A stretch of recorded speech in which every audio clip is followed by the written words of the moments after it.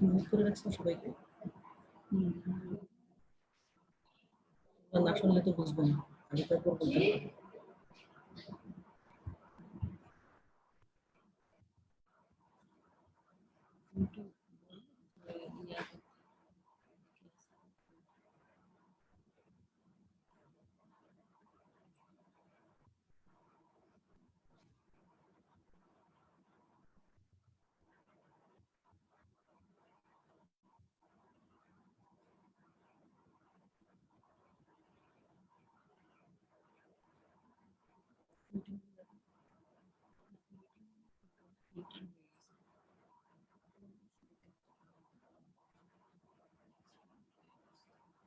This is Professor Dr. Begum Rokia Anwar.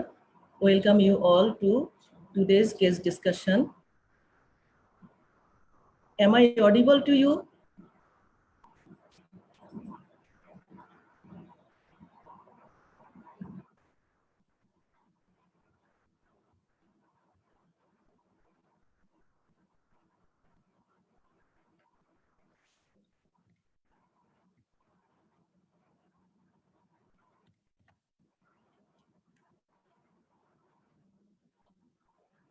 Hello.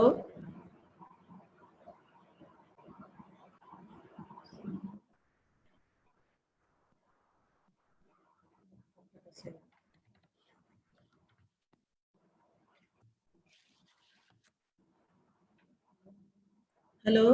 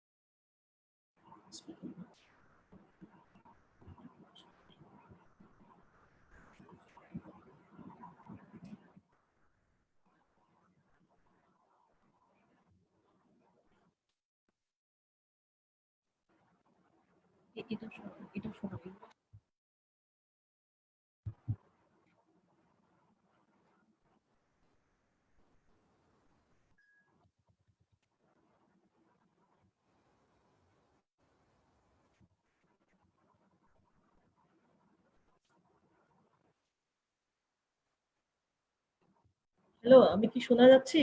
Phone করে দাও, যেন শুনতে পাই।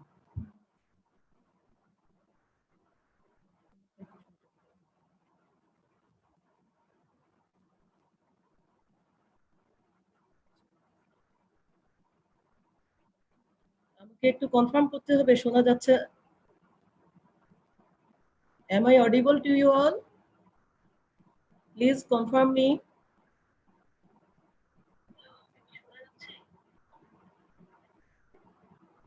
Okay, আমি এখন শুরু করতে যাচ্ছি। I am welcome you all to this case discussion.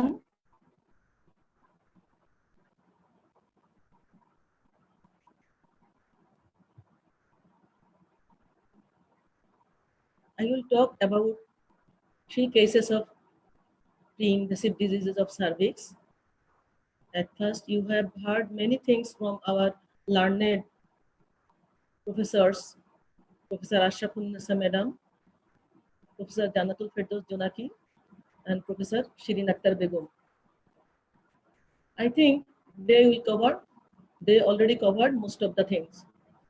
Just beyond this, there are some important things I like to discuss with you, because most of the time, table viva the examination starts with some simple instrument.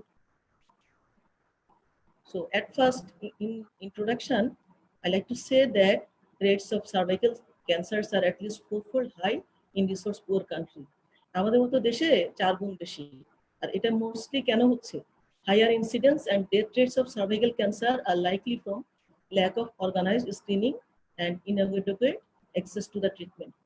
প্রথম কথা হচ্ছে আমাদের দেশে যে স্ক্রিনিংটা আমরা করছি এটা organised না, এটাকে আমরা স্পোরাডিক কিংবা সামটাইম অপরচুনিস্টিক বলতে পারি। উন্নত দেশে এই স্ক্রিনিং এখন অর্গানাইজড। এই অর্গানাইজড স্ক্রিনিং হওয়ার কারণে তাদের ওখানে সার্ভাইকাল ক্যান্সারের ডেথ রেট মোটামুটি নিয়ারলি জিরো। ভবিষ্যতে তাদেরকে সার্ভাইকাল ক্যান্সারের পেশেন্ট দেখতে হলে বাংলাদেশে আসতে হবে। সুতরাং এই জিনিসটা খুবই গুরুত্বপূর্ণ যে সার্ভাইকাল ক্যান্সার স্ক্রিনিং, কারণ স্ক্রিনিং হলো এই একটা ডিজিজ যেটা 100% preventable just by only by screening. আমি একটা স্লাইড এটা ফাঁকা রেখেছি, একসময় এখানে ছবি ছিল, দুটো ছবি, এখন ভালো লাগছে না যে ছবিটা শেয়ার করি। এখানে একটা মেয়ে, যে মেয়েটি তার she married before menarche and delivered a healthy male child 2 years after her married life. When her child was 3 years old, at that time she developed carcinoma of cervix. She was at that time 18 years old. But it was a stage 3 case. 1 year after her treatment, the patient died. তো এই যে একটা patient যে তার জীবনের খুব স্বল্প সময় এই পৃথিবীতে ছিল এবং এখান থেকে যে চলে গেল, এ শুধু একটা কারণ, সেই ছোটবেলায় তার স্ক্রিনিং হয়নি। টিনেজারকে আমরা মনে করি যে টিনেজার, তার আবার সার্ভাইকাল ক্যান্সার স্ক্রিনিং কেন লাগবে? সব সময় সব পরিস্থিতিতে সবকিছু এক হয় না। তো ঠিক এই দেশে যেরকম ভাবে বিউটিরা মরে যায়, ঠিক উন্নত দেশ আমেরিকা, অ্যাম্বার রোজ, সে যখন তার বয়স 19, সে রিপিটেডলি বলে যে আমাকে একটা সাইটোলজিক্যাল টেস্ট করো।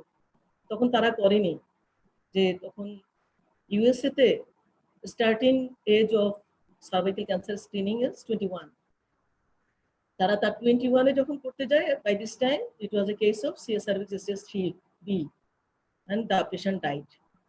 কিন্তু এটা নিয়ে হিউজ নিউজ হয়, সিএনএন অনেক কভার করে, সারা পৃথিবী জেনে যায় যে একটা স্ক্রিনিং এর জন্য উন্নত মানের এরকম একটা দেশে একটা রোগী মারা যায়। এখন কথা হলো পেশেন্টের বয়স কিংবা পেশেন্ট বিবাহিতা কিনা, এটা বড় কথা না। কারো কারো সেক্সুয়াল এক্সপোজার বিবাহের আগে হতেই পারে, সে কথা সে নাও বলতে পারে, কিন্তু সে যখন ডিমান্ড করবে, তার যে রিকোয়েস্ট, এই রিকোয়েস্টকে আমাদেরকে অনার করতে হবে। তো আমি মনে করি পেশেন্ট যখন কোনো কিছু বলে, তখন আমাদেরকে অনার করতে হবে যে সে কেন বলছে, কিন্তু তাকে খুব বেশি তার প্রাইভেসিতে আঘাত করা যাবে না। খুব সিম্প্যাথি এমপ্যাথির সঙ্গে তাকে কথা বলে তার এক্সপোজার হিস্ট্রি বের করা আমার খুব বেশি জরুরি না। তাকে পরীক্ষা করে আমাকে জানিয়ে দেওয়া দরকার এই মুহূর্তে তার সার্ভিক্স ভালো, সেখানে কোনো লিশান নেই, এটাই আমার জানানো দরকার। তো এই জন্য খুবই ইম্পর্টেন্ট ব্যাপার, যেটা আমরা সার্ভিক্যাল ক্যান্সারকে প্রিভেন্ট করতে পারি by detection, treatment and follow-up.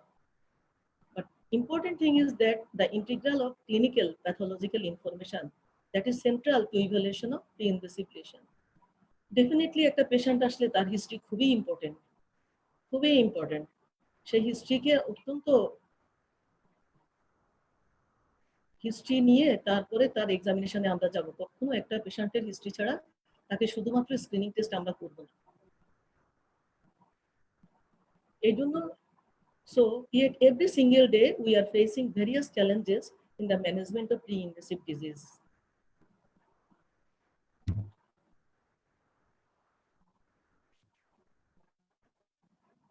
I love to show the picture. This is a picture of challenge. The man is trying to cross the mountain. If he will be able to cross the mountain, he will be successful. If he will fail, then he may die or live with different kinds of morbidity. So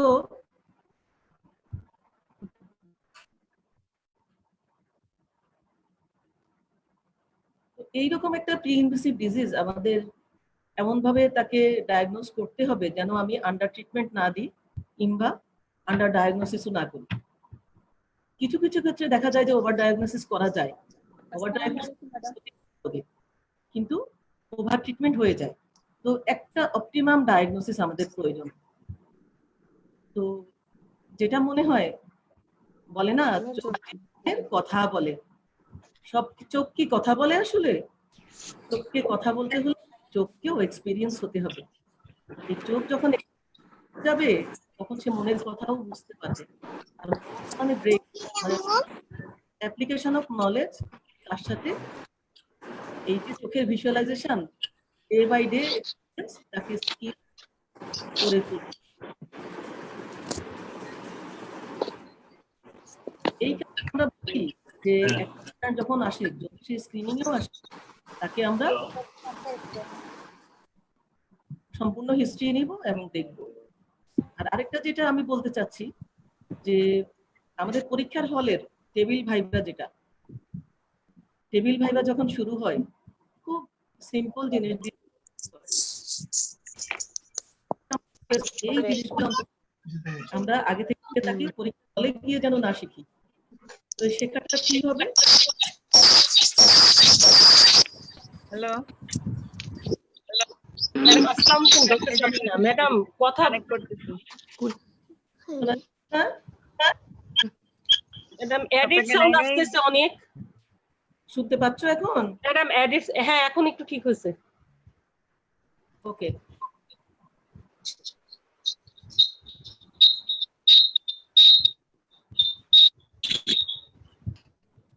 হ্যাঁ রোকেয়া আপা, এটার জন্যই phone দিচ্ছিলাম, class ঢুকতে পারছিলাম না। এখন কি শোনা যাচ্ছে? জি ম্যাডাম, হ্যাঁ তো আমি শুনতে পাচ্ছি, তাসবিহা শুনতে পাচ্ছে। একটু নয়েজ আসছে আপু। আসসালামু আলাইকুম ম্যাডাম, সবাইকে মিউট করে দেন, না হলে ইকো হতে থাকবে। একটা টেবিল ভাইবা রোকেয়া আপা সবাইকে মিউট করে দেন। রোকেয়া আপা সবাইকে মিউট করে দেন।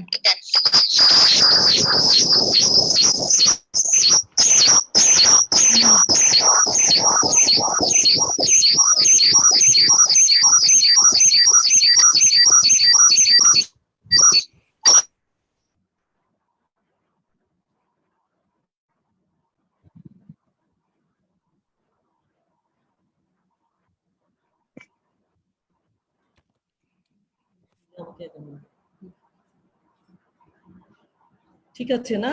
তো এখন যেটা বলছি, যে একটা টেবিল ভাইভা শুরু হয় একটা গ্লাস স্লাইড দিয়ে। ওই গ্লাস স্লাইড ধরে আমাকে বলতে হবে this is the glass slide. এই গ্লাস স্লাইড দিয়ে কি করা হয়? আমরা সাইটোলজিক্যাল টেস্ট করি। আর কিভাবে করি আমরা সবাই জানি, তাই না? কিন্তু হাতে নিয়ে তো বলতে হবে। অথবা একটা বোতল দিল, যে বোতলে একটা ethyl alcohol 3 to 5% ethyl alcohol আছে, তাহলে আমরা কি বলবো? Jar containing ethyl alcohol.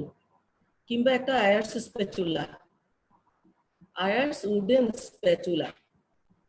তাছাড়া কি থাকতে পারে? এলবিসি কিট থাকতে পারে, বিডি শিওর সেল, সুন্দর করে গায়ে লেখা থাকে। আমরা হাতে নেব, হাতে নিয়ে আগে দেখব, দেখে গায়ে কি লেখা সেটা পড়ে বলবো। একটা সাইটোব্রাশ থাকবে, সাইটোব্রাশের গায়ের উপরে লিখে আছে কোন ধরনের সাইটোব্রাশ। তারপর এইচপিভি ডিএনএ কিট থাকবে, সেটা থাকতে পারে হাইব্রিড ক্যাপচার কিংবা পিসিআর এর, যেটা করি আমরা বিডি শিওর সেলটা আমরা পিসিআর দিয়ে করি, আর হাইব্রিড ক্যাপচার মেথডে যেটা করি সেই কন্টেনারও থাকবে। তো আমরা এই কন্টেনারগুলি চিনে রাখবো। যারা আমরা রেগুলার আউটডোরে এই পেশেন্ট ডায়াগনোসিস করার সময় এগুলি ইউজ করি, তাদের এটা চিনতে ভুল হবে না। অনেকে কপলিন জার রাখে, স্লাইড থাকে, আর আমরা সাইটোফিক্সার ইউজ করি। আমাদের কপলিন জারের প্রয়োজন হয় না। আর কপলিন জারের মধ্যে 95% ইথাইল অ্যালকোহল থাকে। তো এই ছোটখাটো জিনিসগুলি আমরা যেন কোনো রকমে না ভুলি, কারণ এই ছোট জিনিসটা দিয়ে বড় পরীক্ষার ভাইবা শুরু হয়ে যায়। টেবিল ভাইবা এটা দিয়ে শুরু হয়।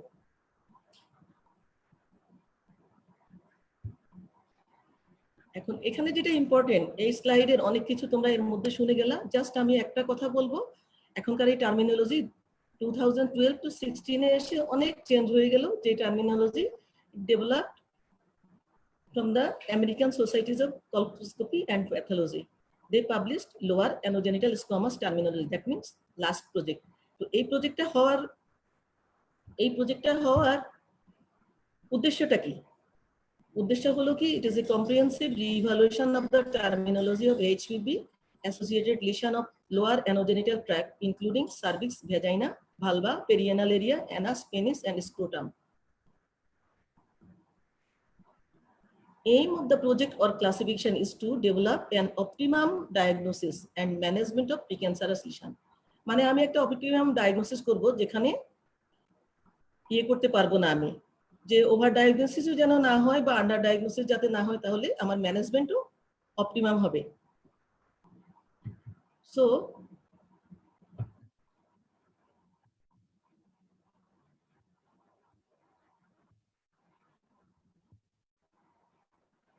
এখন সিআইএন, একটা কথা মনে রাখতে হবে, আমরা এতদিন সমস্ত কিছু কভার্ড হয়ে গেছে এর মধ্যে, যে যেই কথাটা আমি খুবই মনে করি বলা, the grading of cin very subjective. আমার কাছে হয়তো সিআইএন 1 মনে হচ্ছে, সেই রিপোর্ট সেম যখন আরেকজন দেখলো সে কিন্তু সাইটোলজিতে 2 দিতে পারে, কিংবা আমি যখন কলপোস্কোপিতে 1 বললাম আরেকজনের কাছে গেলে সেটা কিন্তু 3 হয়ে যেতে পারে। So inter observer and intra observer consistency in the diagnosis is poor. CIN does not necessarily progress in an orderly fashion to invasive cancer. এটা মনে করলে হবে না যে CIN 1 ছিল সেটা 2 হয়ে গেল, 3 হয়ে গেল বা ক্যান্সার হলো, নেসেসারিলি হয় না। অনেক সময় এই পাথওয়ে ফলো করে, আবার কখনো কখনো বাইপাসও হয়ে যায়, কারণ টিউমার জেনারেশনে 2টা ফ্যাক্টর কাজ করে, একটা ইনিশিয়েশন আর একটা হলো প্রোগ্রেশন। তো অনেক সময় দেখা যায় যে the transit time from carcinoma in situ to invasive cancer requires 8, 10 or even 20 years. But some patients make this transition in a very short time.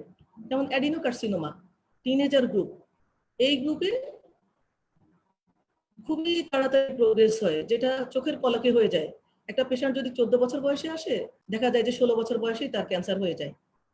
তো সেরকম কেসগুলি আমাদের মনে রাখতে হবে যে আমাদের ন্যাশনাল স্ক্রিনিং যে প্রোগ্রাম, সেই প্রোগ্রামে আমরা বলে যাচ্ছি যে 30 ইয়ার্সের উপরে গেলে আমরা তাদেরকে ভায়া টেস্ট করব, কিন্তু আমি বলি কি 30 ইয়ার্সের উপরে যাওয়া লাগবে না। পেশেন্ট যদি সিমটোমেটিক হয়, তার কোনো রিস্ক ফ্যাক্টর থাকে, ম্যারিড বিফোর মেনার্কি এরকম আছে যে খুব ছোটবেলায় বিয়ে হয়ে গেল, তো সেরকম ক্ষেত্রে আমাদের চিন্তা করতে হবে যে স্কোমা কলামনার জাংশন তার কমপ্লিটলি ম্যাচিওর ছিল না, একটু সার্ভিসটা বেশি বাইরে ছিল। তো এই রকম সময়ে তাকে আমরা স্ক্রিনিং এর আওতায় নিয়ে আসতে হবে, কারণ এইচপিভি ইনফেকশন ওই সময়ই বেশি হয়। তো এই জন্য আরেকটা প্রবলেম হলো আমাদের, যেটা আমরা সাধারণত কোরিলেট করতে চাই না যে কোনো জিনিস। যদি কোরিলেট করতে চাই, আমাদের খুব ভালো একটা গুড রিলেশন থাকতে হবে কার সাথে, সেটা হলো সাইটোপ্যাথোলজিস্ট, কলপোস্কোপিস্ট আর ফিজিশিয়ান। এদের মধ্যে একটা খুবই ভালো সম্পর্ক থাকতে হবে। তার ফলে দেখা যাবে যে যখন আমরা একসাথে কাজ করব, তখন আমাদের সামেশন ইফেক্টটা খুব ভালো হবে। একা কাজ করার রিপোর্ট কখনো ভালো হয় না। আর সব সময় ইভালুয়েশনের জন্য সাইটোপ্যাথোলজিস্টের সাথে কথা বলে রাখতে হবে, কারণ সাইটোপ্যাথোলজিস্ট ওনার পয়েন্ট অফ ভিউ থেকে দেখেছে, আমি আমার পয়েন্ট অফ ভিউ থেকে দেখলাম। তারপর আমি তখন বলবো যে আমি কলপোস্কোপিক্যালি এটা CIN3 দেখছি। তিনি হয়তো বলবেন না আমি খুব ভালো করে দেখেছি এবং রিভিউ করেছি, ইট is A case of CIN2।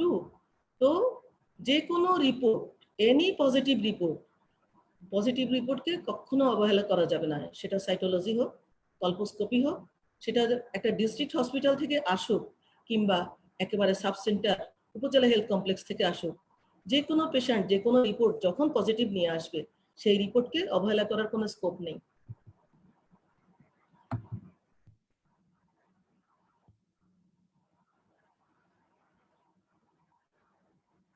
এখন এই যে CIN এর গ্রেডিং, এগুলি হতে আসলে একটা হিস্টোরিক্যাল অ্যাপ্রোচ আছে, যেটা স্লাইডের মধ্যে দেখানো। ওরা 1910 সাল থেকে শুরু করে 2001-এ গিয়ে বেথেসডা সিস্টেম হলো। হ্যাঁ, এগুলি বইতে লেখা আছে, এর মধ্যে আমি মনে করি যে সবাই দেখে ফেলেছো। তো যে জিনিসটা ইম্পর্টেন্ট আমি জাস্ট ওটাই বলতে চাচ্ছি। First case 1, patient, she is only 45 years old lady, para 2 MR. She has no complaint, just come for colposcopical examination. If you think that colposcopical examination at first time should not be done, it should be done as there is no contraindication to do colposcopy as first time. Patient যখন সেখানে গেল তারা প্রথমেই colposcopy করলো without any cytology, but histopathology report came as CIN1. তাতে সুবিধা কি হলো যে colposcopy এবং histopathological রিপোর্টের এগ্রিমেন্ট হয়ে গেল। কিন্তু এই যে এগ্রিমেন্ট হবার পরও আমি এই স্লাইডটা দেখানোর উদ্দেশ্যটা কি? উদ্দেশ্যটা হলো কি, এটা একটা প্রেসক্রাইবড ফর্মে ছিল, একজন ডাক্তারের হাতে লেখা ছিল, একজন কনসালটেন্টের। আমি অনার করে সেই প্রেসক্রিপশনটা দেখাইনি, কারণ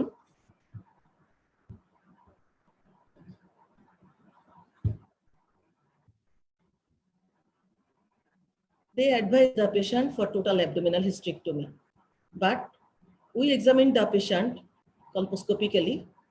Her cervix was totally healthy look, TZ1, so we discharged the patient for follow-up. The patient has visited twice in a year, and then we discharge her in a routine screening test, routine cytological test.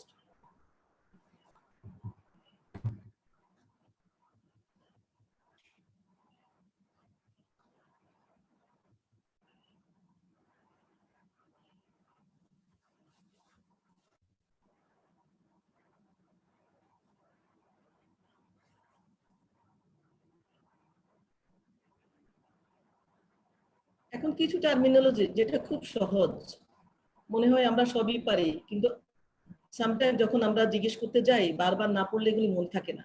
Just আমরা যখন low grade lesion বলি, এই আলভিকে একটু এদিকে পাঠাও না। আমরা যখন low grade lesion বলি, লো গ্রেড লিশন কিরকম? কখন আমরা কয়লোসাইট, অ্যাসকাস আর এলসিল, এই তিনটাই আছে। এলসিলের মধ্যে অ্যাসকাসও পড়ে, কয়লোসাইটও আসে। এখন এলসিল যখন আমরা বলবো একটা সাইটোলজিতে সেলের ক্যারেক্টারিস্টিক্সটা কেমন হবে, সেই ক্যারেক্টারিস্টিকটা কেমন হবে? The size is the cell is more than an intermediate cell nucleus. The nuclear membrane irregular, thickened. যদি আমি বলি যে কয়লোসাইট আমাকে থাকতেই হবে লো গ্রেড লিশনে, আসলে প্রয়োজন নাই। কয়লোসাইট যদি নাও থাকে, একটা সেল তার নিউক্লিয়াস সাইটোপ্লাজম রেশিও অল্টার হয়ে গেল, enlarge dark irregular nuclei and no cytoplasmic halo. এখানে কয়লোসাইটের সাথে একটাই ডিফারেন্স, কয়লোসাইটের সেল আউটলাইন খুবই ওয়েল ডিমার্কেটেড এবং নিউক্লিয়াস বাইলোব। আর এখানে নিউক্লিয়ার সাইজ অনেক বড় হয়ে যাবে। কতটা বড়? একটা ইন্টারমিডিয়েট সেল নিউক্লিয়াস থেকে 2.5 to 3 টাইমস মোর হবে। এটাই হলো আমরা যে কয়লোসাইট দেখি, সেই কয়লোসাইটের চারপাশে যে ভ্যাকিউলসটা থাকে, এটা glycogen vacuole or inflammatory halos. So koilocyte থাকতে পারে এইচপিভি ইনফেকশনের কারণে, আবার রিপিট স্মিয়ার করলে দেখা যেতে পারে যে কয়লোসাইট আর নেই। এখন অ্যাসকাস, atypical squamous cell of undetermined significance. আমি অ্যাসকাস কখন বলবো? অ্যাসকাস তখনই বলবো when the findings fall short of LCIL, মানে LCIL হওয়ার যে ক্রাইটেরিয়াগুলি থাকে তার মধ্যে সব ক্রাইটেরিয়া ফুলফিল হলো না। হয়তোবা শুধু নিউক্লিয়াসই বড়, কিন্তু এতটাই বড় না যে লো গ্রেড লিশনের মতো আমি 3 টাইমস মোর পাবো। 2 থেকে 3 গুণ বড় থাকার কথা, কিন্তু সেখানে হয়তো দেখা গেল যে শুধু 1.5 গুণ বেশি। Maybe it is the beginning of the lesion. তো এরকম একটা কেসকে আমরা সাধারণত কি বলি? অ্যাসকাস বলি। তো এই যে CIN1টা দেখানোর মূল উদ্দেশ্য হলো স্কোয়ামাস সেল যে অ্যাবনরমালিটিস, এই অ্যাবনরমালিটিস গুলি আমরা যেন আইডেন্টিফাই করতে পারি, সেই জন্য।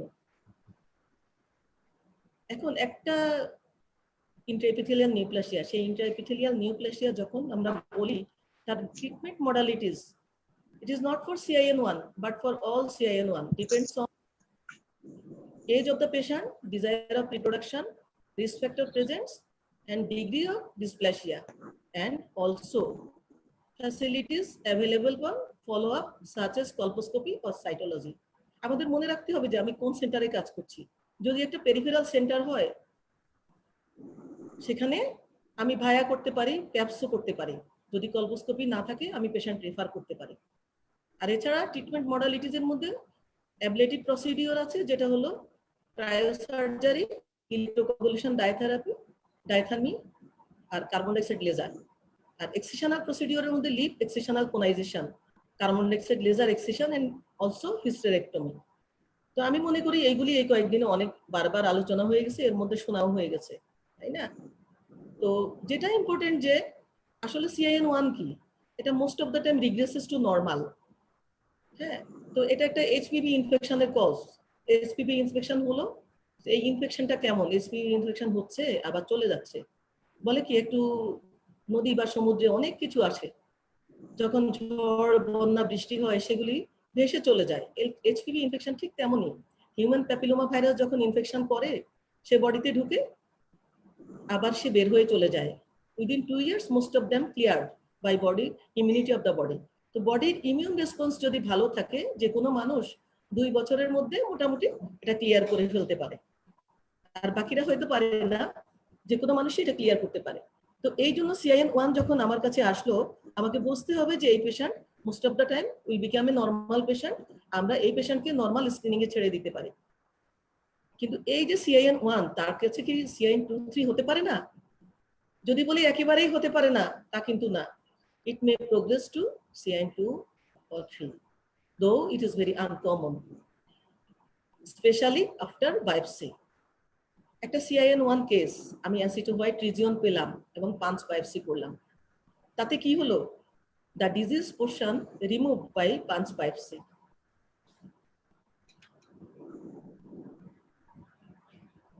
So, very important factor, if I do a biopsy at the same time of colposcopy, the patient will be cured most of the time. Now, the risk of occult CIN3. কখনো কি অকাল CIN3 হতে পারে?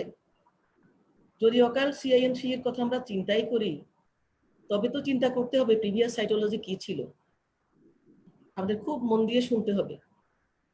Previous cytology যদি এলসিল or অ্যাসকাস থাকে, তাহলে এই পেশেন্টের অকাল্ট CIN3 হওয়ার রিস্ক একেবারেই লো।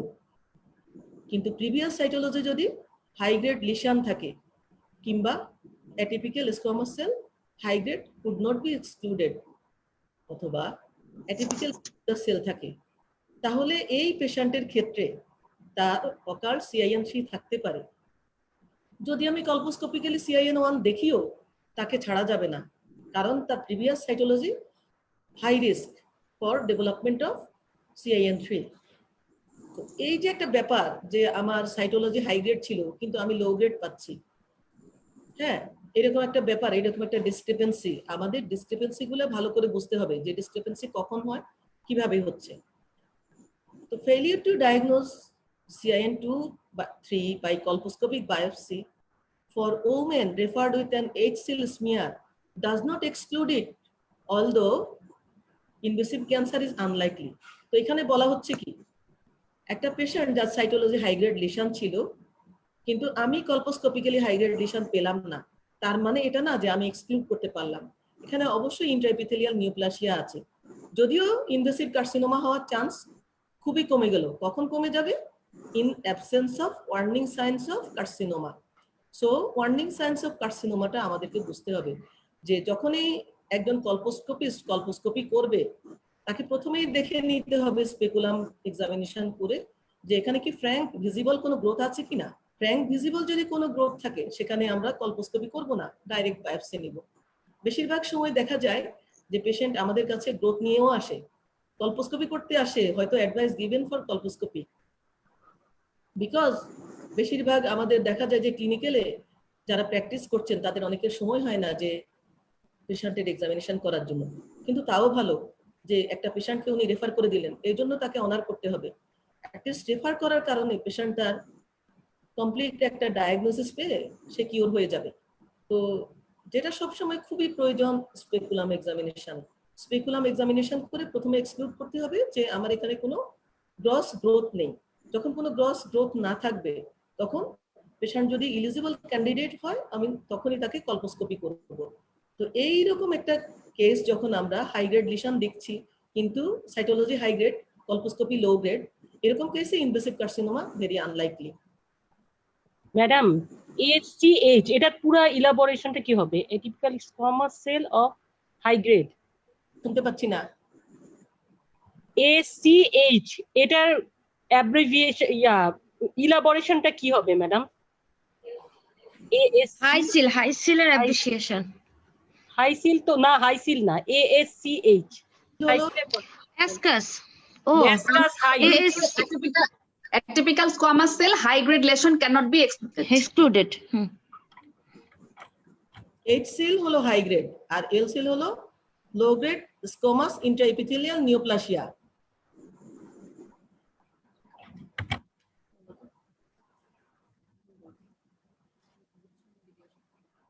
বোঝা গেল পুরাটা?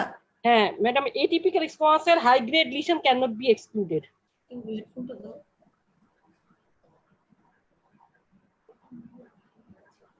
কোশ্চেন থাকলে এখন ভালো খুব শোনা যাচ্ছে না, তোমরা আমার ফোন নাম্বারে হোয়াটসঅ্যাপে দিতে পারো, হ্যাঁ আমি ওটা এক্সপ্লেইন করে দিব সেখানে, অথবা চ্যাট বক্সে দাও। এখন আরেকটা ইম্পর্টেন্ট টার্মিনোলজি যেটা আমাদের জানা প্রয়োজন, low grade histology diagnosed after assessment of an high grade squamous epithelial lesion described as a high grade discrepancy. এই হাই গ্রেড ডিসক্রিপেন্সিটা কি? এতক্ষণ যেটা বললাম যে একটা হাই গ্রেড লিশন কিন্তু আমি কলপোস্কোপিক্যালি দেখছি যে লিশনটা লো গ্রেড, অথবা low grade histology diagnosed after assessment of high grade smear, স্মিয়ারে হাই গ্রেড কিন্তু আমি লো গ্রেড লিশন পাচ্ছি। এটা অহরহ হয়ে যাচ্ছে, প্রতিনিয়ত আমরা এরকম কেস পাচ্ছি। সুতরাং একটা জিনিস মনে করতে হবে যে সাইটোলজির ইম্পর্টেন্স কখনোই কমবে না। আমরা যত কিছুই বলি যে সাইটোলজি কালেকশন থেকে শুরু করে আন্ডার মাইক্রোস্কোপ পর্যন্ত যাওয়া পর্যন্ত একটা টেকনিক্যাল প্রবলেম, অর্গানাইজেশনাল প্রবলেম, কিন্তু এই অর্গানাইজেশনাল প্রবলেম থাকার পরও যখন কোনো একটা রিপোর্ট পজিটিভ আসে সেই পজিটিভ রিপোর্টকে অবশ্যই অনার করতে হবে, সেটা যে রিপোর্টই হোক, এবং তার কমপ্লিট ইভালুয়েশন ছাড়া এই পেশেন্টকে আমরা ছেড়ে দিব না। তো এই যে low grade histology diagnosed after assessment of an high grade lesion described as a high grade discrepancy. If smear is confirmed as high grade on review, তারপরে আমরা কি করতে পারি? প্রথমেই আমরা একটা ট্রিটমেন্টে না গিয়ে হাই গ্রেড লিশনের এই কেসটাকে আবার রিভিউ করতে পারি, তাকে একটা এক্সপার্ট অপিনিয়ন নিতে পারি, স্লাইড রিভিউ করতে পারি, এক্সপার্ট অপিনিয়ন নিতে পারি, কিংবা সে যদি ইলিজিবল ক্যান্ডিডেট হয় 30 ইয়ার্সের উপরে হয় আমরা তাকে একটা কোটেস্টিংও করতে পারি। যদিও পৃথিবীর অন্যান্য দেশে এখন কোটেস্টিং 25 ইয়ার্স থেকে শুরু করে, কারণ কোটেস্টিং এর মাধ্যমে ট্রিয়াজ হয়ে যায়, দ্যাট মিনস সর্ট আউট আমি কাকে স্ক্রিনিং এর আওতায় আনবো খুব তাড়াতাড়ি আর কাকে আওতায় আনবো না। এই যে সর্ট আউট করা, তাতে কিন্তু পেশেন্টের ফলো আপ ভিজিট অনেক পরে হতে পারে। নর্মালি আমরা একটা সাইটোলজি করে যদি ভালোও থাকে বলি কি 3 বছর পরে আসেন, আর একটা কোটেস্টিং যদি both the test R negative তখন আমরা কিন্তু বলি যে এই টেস্টটা এখন নেগেটিভ, আপনি 5 বছর পরে আসেন। যদিও এখন জার্নালে চলে এসছে যে 7 থেকে 10 বছর পরেও আমি রোগীকে আসতে বলতে পারি যদি দুটো টেস্ট নেগেটিভ হয়। আমাদেরকে মনে রাখতে হবে কোটেস্টিং এর মধ্যে আছে কি human papilloma virus DNA test, আর তার সাথে আছে লিকুইড বেস সাইটোলজি। নর্মালি যে প্যাপিস্মিয়ার আমরা করি এটা কনভেনশনালও আছে, liquid base cytology liquid base করি, তার রিপোর্টটা খুবই ভালো হয়, কারণ এডিশনাল যে রেড ব্লাড সেল থাকে সেই রেড ব্লাড সেল থাকে না, পুরাটা স্মিয়ারকে সেন্ট্রিফিউজ করে, পুরাটা স্মিয়ার যখন সেন্ট্রিফিউজ করা হয় তখন দেখা হয়। সুতরাং এই যে এই দেখা ইচ্ছা করলে আমরা ইমেজ বারবার ইমেজ দেখে ম্যাগনিফাই করে করে দেখতে পারি, তখন রিপোর্টটা অনেক বেশি ভালো হয়। তো এরকম একটা কোর টেস্টিং যদি একটা পেশেন্টকে আমি করে দিতে পারি, তাকে আমি নির্বিঘ্নে বলতে পারি তোমার দুটো টেস্ট নেগেটিভ, তুমি 5 বছর পরে আসো। আর যদি রোগী বলে আমি অনেক দূরে আছি, যদি কোনো সিমটম না থাকে, কোনো রিস্ক ফ্যাক্টর না থাকে, তাকে 10 ইয়ার্স পর্যন্ত আমরা ছেড়ে দিতে পারি। আমাদের পাশাপাশি দেশ এখন বলে যে জীবনে একবার করলেও হয়, 35 কিংবা 45 ইয়ার্স অফ এজে একটা হিউম্যান প্যাপিলোমা ভাইরাস ডিএনএ আর এলবিসি যদি একসাথে করে, দুটো টেস্ট যদি নেগেটিভ আসে, তাকে মোটামুটি বলা যেতে পারে তোমার human papilloma virus DNA infection হয়নি।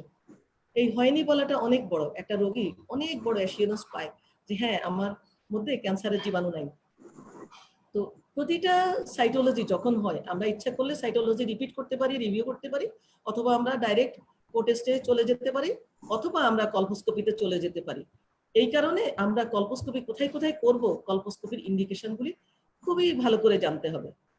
এখন এতক্ষণ আমি বললাম যে সাইটোলজি পজিটিভ, কিন্তু কলপোস্কোপিক্যালি আমি নরমাল বা নেগেটিভ পেলাম।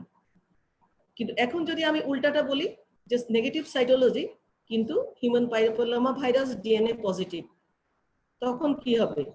এই নেগেটিভ সাইটোলজি যদি নেগেটিভ থাকেও আমরা ওকে নেগেটিভ ভাববো না কখনো, কারণ অলরেডি তার DNA human papilloma virus DNA তার পজিটিভ এসছে। সো এই পেশেন্টের CIN3 রিস্ক এলিভেটেড থাকে। যদি আমরা সিঙ্গেল কোনো টেস্ট করিও, যদিও একটা বয়সে HPV ডিএনএ টেস্ট করলে পজিটিভিটির রেট অনেক বেশি, বিলো 30 ইয়ার্স অফ এজ, 30 বছরের আগে এই ইনফেকশন খুবই বেশি হয়, কিন্তু বয়স বাড়তে বাড়তে এই ইনফেকশন একেবারে লেস দ্যান 1% হয়ে যায়। তো তাহলেও আমাদের মতো একটা হাইলি পপুলেটেড যে একরকম এরকম একটা কান্ট্রি যেখানে 16 কোটি মানুষ বাস করে, তাদের আমি মনে করি যে এলিজিবল ক্যান্ডিডেট হয়তো বা 4 কোটি। এই 4 কোটির মধ্যে 4 কোটিকে তো আমি কলপোস্কোপিতে আনতে পারবো না, আমি ট্রিয়াজ করতে পারি, সর্ট আউট করে দিতে পারি। কি করে? HPV ডিএনএ টেস্ট করে। আমেরিকাতে এখন এই টেস্টটা 25 ইয়ার্স থেকে শুরু করে তারা। তো এর ফলে দেখা যাচ্ছে যে কলপোস্কোপিক্যাল বার্ডেনটা কমে যাচ্ছে। একটা কলপোস্কোপ মেশিন তাকে মেনটেন করা অনেক টাইম কনজিউমিং, যেভাবে এক্সামিনেশন করাও time consuming, plus maintenance of the instrument also time consuming. So আমাকে কোন পেশেন্টের কোন স্ক্রিনিং সুইটেবল হবে সেটাও ভাবতে হবে। কাকে আমি কি করব? যার টাকা পয়সা নেই তাকে আমি হয়তো উপজেলায় আছে VIA করে দিলাম, ঠিক আছে। আর যে একটা সেন্টার অফ এক্সিলেন্স BSMMU কিংবা NICRH এসেছে, তাকে আমি কোটেস্টিং করতে পারি, তার মধ্যে যে কোনো একটা রেজাল্ট যখন পজিটিভ আসবে তখন তাকে আমরা কলপোস্কোপি করব। একেবারে সম্পূর্ণ ইভালুয়েশন ছাড়া কোনো পেশেন্টকে আমরা ছাড়বো না। পেশেন্ট হয়তো অস্থির হতে পারবে, রেস্টলেস হয়ে যাবে, অনেক চিন্তা করবে যে বারবার আমাকে কেন আসতে হচ্ছে, কিন্তু তাকে সিম্প্যাথি এমপ্যাথি দিয়ে তাকে বোঝাতে হবে অস্থিরতার কিছু নেই। কারণ একটা রিপোর্ট যখন নেগেটিভ হয় তার মানে একটা রোগী বেঁচে যায়, তার সাথে একটা পরিবারও বেঁচে যায়। রোগ যখন হয়ে যায় অনেক আমাদের ডাক্তার আছে তার রিলেটিভ নিয়ে আসে, এসে সাথে সাথে বলে ম্যাডাম খুব তাড়াতাড়ি করেন, তাড়াতাড়ি চিকিৎসা দেন, আমার মায়ের এত খারাপ অবস্থা। কিন্তু মা যখন ভালো ছিল, স্ক্রিনিং তো হেলদি পপুলেশনের জন্য, স্ক্রিনিং তো আমরা বলি না যে এফেক্টেড হলে করো। তো আমরা সবাই মনে রাখবো যখন আমাদের চেম্বারে যখন রোগী আসবে তখন হেলদি থাকতেই আমরা স্ক্রিনিং করে রোগীকে বলে দিব আপনি ভালো আছেন। এটা যে একটা অ্যাসিওরেন্স রোগীর জন্য অনেক বড় পাওয়া।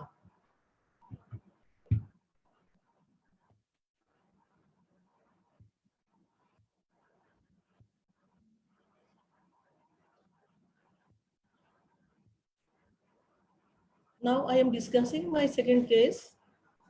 She is 48 years old lady. She is para 3-1 MR. She has only complaints of postcoital bleeding.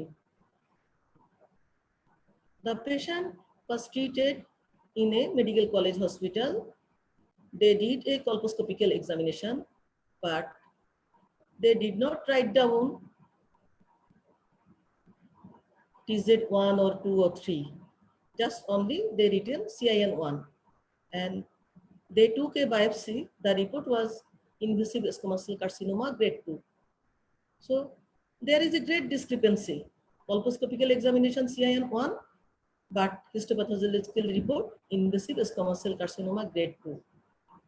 তো এই যে কলপোস্কোপিক্যাল এক্সামিনেশন আমরা করছি, এই কলপোস্কোপিক্যাল এক্সামিনেশনে ইম্পর্টেন্ট থিংস হলো যে প্রথমে আমাকে কার্সিনোমা এক্সক্লুড করতে হবে।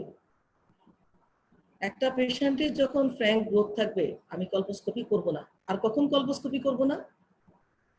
এইরকম একটা বয়সে সবসময় যে TZ1 থাকবে তা কিন্তু না, কখনো কখনো TZ2 এবং মাঝে মধ্যে TZ3ও পাই।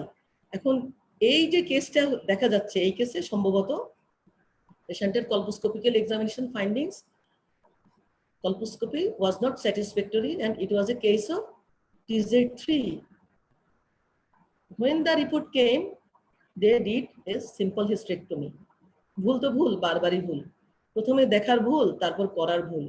তো এইরকম একটা পেশেন্ট যখন হিস্টোপ্যাথোলজিক্যাল রিপোর্ট ডিসক্রিপেন্সি আসে, তখন আমাদের কিসে চলে যাওয়ার কথা? তো আমরা এখন দেখবো যে এই ডিসক্রিপেন্সি গুলো আমরা কেমন করে ওভারকাম করব। তো এই ওভারকাম করার জন্য প্রথমে আমার নলেজ লাগবে যে একটা কলপোস্কোপিক্যাল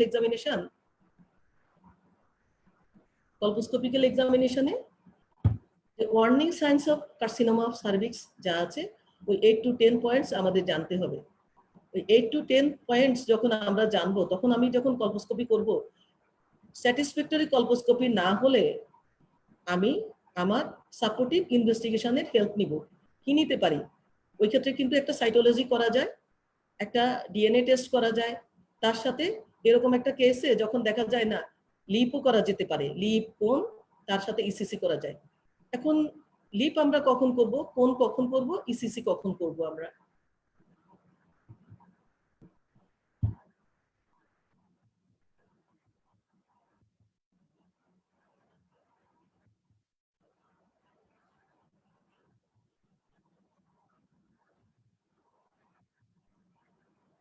কলপোস্কোপি কি আসলে? এটা একটা ইনস্ট্রুমেন্ট, একটা মাইক্রোস্কোপ। এটা দিয়ে আমরা 6 থেকে 16 গুণ বেশি দেখি। কিন্তু মনে রাখতে হবে, সার্ভাইকাল ক্যান্সার স্ক্রিনিং এ সিঙ্গেল একটা স্ক্রিনিং কখনো একটা সাবস্টিটিউট হতে পারে না কোনো কিছু। It is totally complementary, it is not a substitute for cytology. তো সাইটোলজি কি? Cytology is the laboratory method, while colposcopy is the clinical method of detection. Cytology evaluates morphological changes of the exfoliated cell. এই line, এই sentence আমি মনে করি সবাই মনে রাখবে। একটা সাইটোলজিতে আমরা কি করি? Cytology evaluates morphological changes of the exfoliated cell. R colposcopy কি করে? Colposcopy evaluates mainly the changes in the terminal vascular network of cervix, which reflects biochemical and metabolic changes of the tissue. তাহলে totally different. Colposcopy vascular changes দেখছে, আর cytology exfoliated sell দেখছে। দুটো পরীক্ষাই important, কারণ exfoliated সেলে যদি কোনো change আসে সেটাকে আমাকে খুবই ইম্পর্টেন্ট দিয়ে নিতে হবে। তো এখন আমরা জানতে চাচ্ছি, বা এতদিনে আমরা জেনে গেলাম যে what is the indications of colposcopy. আমি একটু রিপিট করি just within a short time. Repeated abnormal cytology, any abnormal screening test, হতে পারে ভিআইএ সাইটোলজি কিংবা HPV DNA test persistently positive, এরকম একটা কেসে আমরা কলপোস্কোপি করব। তাহলে এক নম্বরে আমি কিন্তু তিনটা কথা বললাম: positive VIA test, cytology, persistent high risk human papilloma virus DNA positive test.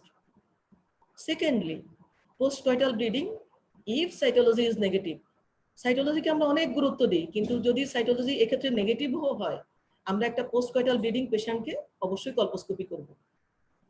আর চোখকে মনের কথা বলতে হবে, সেই আবার চোখে চলে আসলাম। Clinically abnormal cervix despite normal cytology. আমি চোখে দেখছি গ্রসলি আনহেলদি সার্ভিক্স, কিন্তু আমার রিপোর্ট এসছে নর্মাল। এরকম একটা ডিসক্রিপেন্সি আমি ওভারকাম করতে পারি কলপোস্কোপির হেল্প নিয়ে। সো কলপোস্কোপি অবশ্যই একটা tool, but it is a complementary টুল।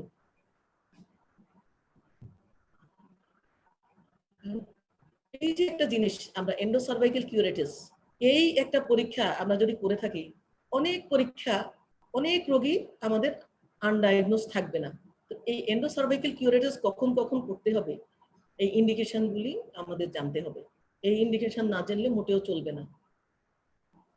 যদি একটা লেকচার থেকে একটা জিনিসই জেনে যাও, তো আমি মনে করি যে এটা জেনে যাও যে এন্ডোসার্ভাইকাল কিউরেটিস কখন করতে হবে, লিপ কখন করবে, অ্যাবলেশন কখন করবে, অ্যাবলেশন কখন করবে না, সাইটোলজি কখন পজিটিভ কখন নেগেটিভ, কখন সাইটোলজির গুরুত্ব অসীম। আমি মনে করি প্রতিটা লেকচার এক একটা পার্ল, ঝিনুকের মধ্যে থেকে মুক্ত খুঁজে বের করা। এই মুক্তগুলি মনে করতে হবে, রিক্যাপিচুলেট করতে হবে এবং পরীক্ষার সময় প্রডিউস করতে হবে। যা কিছু আমরা করছি কি জন্য? প্রথম কথা পরীক্ষার হলে পাশ করা, আর তারপরে পাশ হয়ে গেল কি না হয়ে গেল কিছু যায় আসে অনেক কিছু আসে। তো আমরা যখন পাশ করে যাব, ক্লিনিক্যালি প্র্যাকটিস করব, তখন যখন আমাকে হেল্প করার কেউ আসবে না, আমার মাথার উপর তখন ছাতা নেই, আমি একেবারে একা, সেই একা সময়ে এই নলেজ আমাকে অনেক দূর এগিয়ে নিয়ে যাবে, আমাকে অনেক থিঙ্কিং পাওয়ার বাড়িয়ে দিবে। আমি অনেক চিন্তা করব, আমার সিনিয়রদের সাথে আলাপ করতে পারি, একটা গ্রুপ ডিসকাশন করতে পারি, অথবা রেফার করতে পারি, তাহলেও একটা পেশেন্টের হয়তোবা জীবন বেঁচে যাবে। তো এখন মেইনলি আমরা এন্ডোসার্ভাইকাল কিউরেটিস কখন করি? আমি যে সেকেন্ড কেসটা দেখালাম ওই কেসটা যদি আমরা এন্ডোসার্ভাইকাল কিউরেটিস করতাম, যেখানে পেশেন্ট ছিল, যদি সার্ভাইকাল কিউরেটিস করা হতো তাহলে তাকে আন্ডার ডায়াগনোসিস করা হতো না বা আন্ডার ম্যানেজমেন্ট হতো না, অপটিমাম ম্যানেজমেন্ট পেশেন্ট পেয়ে যেত। তো প্রথম কথা হলো, যখন আনস্যাটিসফ্যাক্টরি কলপোস্কোপি কিংবা satisfactory colposcopy but abnormal cytology, এটা হলো ডিসক্রিপেন্সি। আর অন্যদিকে presence of glandular cell abnormality, যখন কোনো গ্ল্যান্ডুলার সেল থাকবে সাইটোলজিতেও, অবশ্যই তখন আমরা এন্ডোসার্ভাইকাল কিউরেটিস করব। এছাড়া আমরা ডিসিশন নিলাম যে হয়তো CIN 1 কিংবা 2 কিংবা 3 CN ট্রিট করব অথবা স্ক্রিনিং ট্রিট করব, তার সাথে সাথেও আমরা এন্ডোসার্ভাইকাল কিউরেটিস করব বিফোর অ্যাবলেটিভ ট্রিটমেন্ট। আমি মনে করলাম আমি অ্যাবলেটিভ ট্রিটমেন্ট দেব, ওরকম একটা অ্যাবলেটিভ ট্রিটমেন্ট দেওয়ার আগে আমি PCC করে নিব। এছাড়া কিছু কিছু পেশেন্টকে আমরা তাদের ফার্টিলিটি স্পেয়ার করা লাগে, বয়স কম, শুধুমাত্র লোকালাইজ লিশন, এরকম একটা কেসে আমরা কি করতে পারি? তখন হয়তো দেখা যায় যে কোনাইজেশন করা হচ্ছে, ওটা হয়তো থেরাপিউটিক কোন। তো এইরকম কেস, কার্সিনোমা ইন সাইটু বা CIN 3 থাকলো, গ্ল্যান্ডুলার সেল আছে, তখন এইরকম একটা কেসকে আমরা কি করব? সার্ভিলেন্স আফটার এক্সিশন এন্ড কোনাইজেশন, তাকে এক্সিশন করলাম, কোনাইজেশন করলাম, তার যে ফলো আপটা হবে, ফলো আপটা কেমন করে হবে? ওর ফলো আপে আমাদেরকে এন্ডোসার্ভাইকাল কিউরেটিস করতে হবে। Though there is no randomized control trial to support the routine use of ECC. However, brushing the endocervical canal with a cytobrush may be done. এমন জায়গায় আছি, আমি আউটডোরে বসে আছি একটা উপজেলা হেলথ কমপ্লেক্স, এখানে আমার কাছে কোনো কিছু নেই, তারপরেও আমরা যে আয়ার সুডেন স্প্যাচুলার সাথে যে সাইটোব্রাশটা থাকে, ওই সাইটোব্রাশ দিয়ে স্লাইড করতে পারি এন্ডোসার্ভাইকাল ক্যানাল থেকে, স্মিয়ার নিয়ে আমরা সেন্ড করে দিতে পারি। এখানে ভালো হলো কি, আমি একটা পেরিফেরি থেকে একটা স্লাইড যখন তৈরি করব, ইভেন আমি যদি কোনো প্রিজারভেটিভ নাও দিই, তাকে ইথাইল অ্যালকোহলে ডুবালাম না, কিন্তু এয়ার ড্রাই করলাম, এয়ার ড্রাই করলে এটা কিন্তু লাইফ লং ফিক্স হয়ে গেল, তাকে আমি একটা কাগজের খামে করে কুরিয়ারে পাঠিয়ে দিতে পারি ইন্টারপ্রিটেশনের জন্য। এটা কিন্তু একটা ভালো সিস্টেম যখন যেখানে কিচ্ছু নেই। অথবা এরকম একটা কেসে আমি পেশেন্টকে রেফার করতে পারি। আমরা রেফার করে থাকলে পেশেন্টের জন্য ম্যানেজমেন্টটা ভালো হবে। এখন আমরা কখন কোনাইজেশন করব? বাই দিস টাইম আমার মনে হয় কোনাইজেশন এবং এন্ডোসার্ভিক্যাল কিউরেটিস এগুলি পড়ানো হয়ে গেছে। তার মধ্যে আমরা একটু রিপিট করি। সেই রিপিটেশনের মধ্যে colposcopy available, entire limits of the limit not seen. Colposcopy করছি কিন্তু আমি লিমিট দেখতে পাচ্ছি না, মানে এন্ডোসার্ভিক্যাল ক্যানালটা ভিজিবল হচ্ছে না। দ্যাট মিন্স ওই কলপোস্কোপিটা কি হলো? আনস্যাটিসফ্যাক্টরি। কিন্তু আমি কিভাবে স্যাটিসফ্যাক্টরি করতে পারি? আইরিশ স্পেকুলাম বা সার্ভাইকাল স্পেকুলাম প্লেস করলে হোল সার্ভাইকাল ক্যানাল সামটাইম অথবা part of the cervical canal visualise করা যায়। ছাড়া কি করতে পারি? কোনাইজেশন কখন করব? Evidence of micro invasion on biopsy, colposcopy ও সাইটোলজি। অথবা শুধুমাত্র ECC করলাম, এন্ডোসার্ভাইকাল কিউরেটিস, তাতে CIN আসলো। অথবা any discrepancy, normal colposcopical findings, colposcopy satisfactory but cytology abnormal, অথবা biopsy report came as an abnormal report. Thereafter, most important, high grade CGIN, cervical glandular intraepithelial neoplasia. এটা বায়োপসিতে হোক কিংবা সাইটোলজিতে হোক, যদি কোনো গ্ল্যান্ডুলার সেল পাওয়া যায়, ওই পেশেন্ট আমরা কলপোস্কোপির আওতায় নিয়ে আসবো। আচ্ছা, একটা কনসালটেন্ট এমনই যে উপজেলায় আছে, ওখানে কলপোস্কোপি নাই, সেই কনসালটেন্ট কি করবে? তার smear abnormal but cervix healthy. তো এরকম একটা কেসে দেখা যাচ্ছে আমাদেরকে কি করতে হবে? যে positive diagnosis of CIS two exclude invasive carcinoma, এরকম একটা ইনভেসিভ অ্যাবনরমাল স্মিয়ার যখন আসে, তখন আমার আনটিল প্রুফ আদারওয়াইজ তার কার্সিনোমা ইন সাইটু কিংবা ইনভেসিভ কার্সিনোমা আছে কিনা এটা আমাকে এক্সক্লুড করতে হবে। সো সেখানে কেউ যদি জাস্ট প্রথমেই একটা বায়োপসি নিয়ে দিতে পারে, বায়োপসি নিতে পারে সে, অথবা একটা এক্সিশনও করে দিতে পারে। তো এইরকম একটা কেসে আমরা কোনাইজেশন করতে পারি, abnormal smear with healthy cervix, অথবা তার সাইটোলজিতে চলে এসছে কার্সিনোমা ইন সাইটু, অথবা ইনভেসিভ ক্যান্সার, অথবা biopsy report inconsistent with cytological findings. যেখানে কলপোস্কোপি থাকবে না সেখানেও কোনাইজেশন করা যেতে পারে। এটা খুব একটা গুড মেথড না, ভালো মেথড না। এখানে আমরা লুগলস আয়োডিন দিয়ে লিশনটা লোকালাইজ করে আমরা দেখতে পারি। এখন there are some warning, you have already heard it, so আমি এখানে হাই গ্রেড স্কোমাস ইন্ট্রাপিথেলিয়াল লিশন যার জাস্ট টার্মিনোলজি একটুখানি আবার রিক্যাপিচুলেট করার জন্য বলতে চাচ্ছি। লো গ্রেড লিশনে নিউক্লিয়াই বড় ছিল, নিউক্লিয়ার মেমব্রেন কিছুটা ইরেগুলার ছিল। তো যখন একটা লিশন হাই গ্রেড হয়ে যায় তার নিউক্লিয়াস আরো বেশি ডার্ক থাকবে।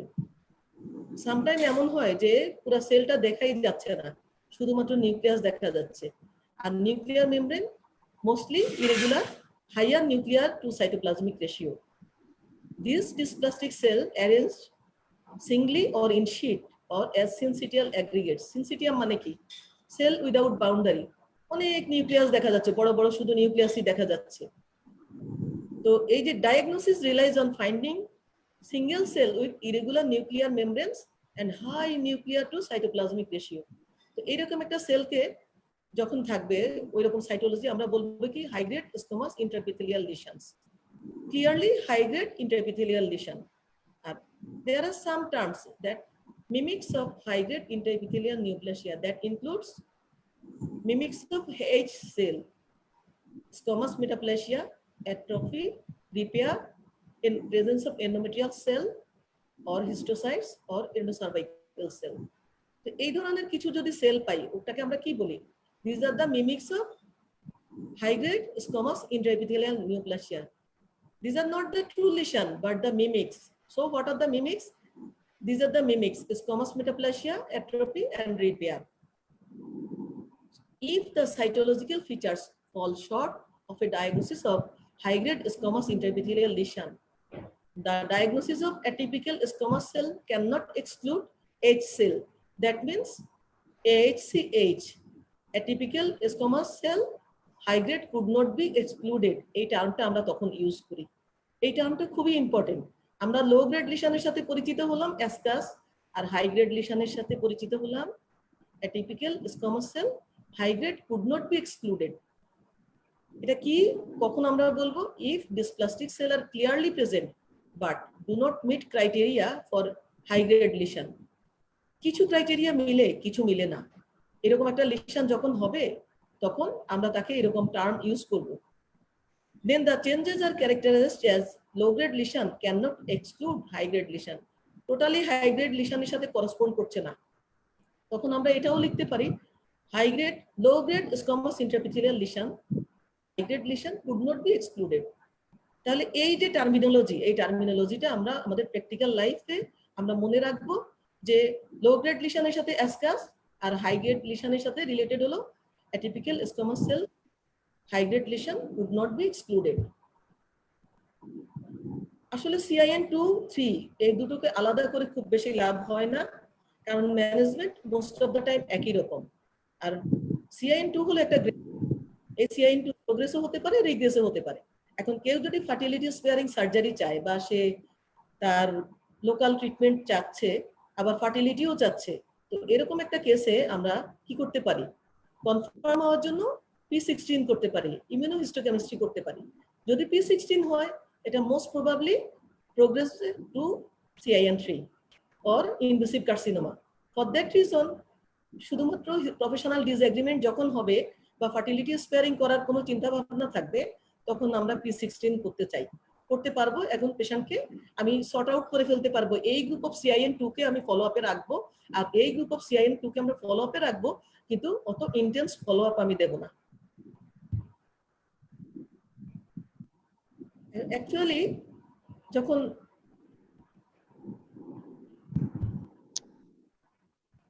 colposcopy adequate থাকে, both excisional and ablative procedures are acceptable. খুব ভালো করে শুনতে হবে যে কলপোস্কোপি যখন অ্যাডিকুয়েট তখন আমাদের এক্সিশনালও করতে পারি, অ্যাবলেটিভও করতে পারি। Ablative method is very good method for initial CIN1 and some cases of CIN2. But এটা মনে রাখতে হবে অ্যাবলেটিভ প্রসিডিউর আমরা কখন করব না। Ablative procedure is unacceptable. এই পয়েন্টস খুবই ভালো করে মনে রাখতে হবে। CIN2 and 3 with inadequate colposcopy. যখন কলপোস্কোপি inadequate হয়ে যাবে তখন আমরা কোনো অ্যাবলেটিভ প্রসিডিউরে যাব না, অথবা কলপোস্কোপি অ্যাডিকুয়েট, কিন্তু endocervical sample high grade cervical interepithelial neoplasia, এরকম একটা কেসেও শুধু ইসিসি পজিটিভ, বাকি সবকিছু নরমাল, ইসিসিতে হাই গ্রেড সিআইএন, তখন আমরা অ্যাবলেটিক প্রসিডিওরে যাব না।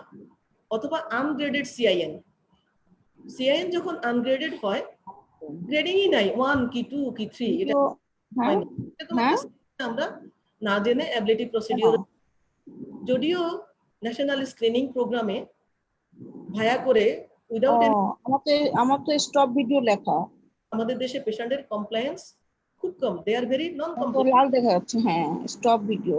সেন্টারে কাজ করবে, সেই সেন্টার থেকে তারা ঠিক করে নিবে যে কোন পেশেন্টের জন্য কোনটা ভালো।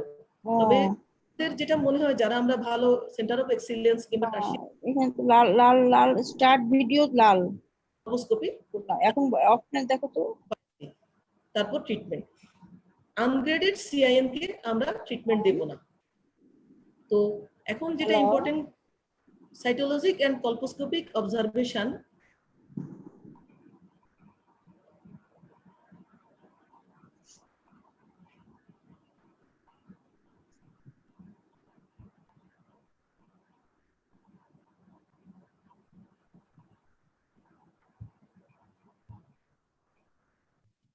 এখন সাইটোলজিক colposcopic observation of CIN 2-3 without treatment is unacceptable, really unacceptable, except in pregnancy and young age group.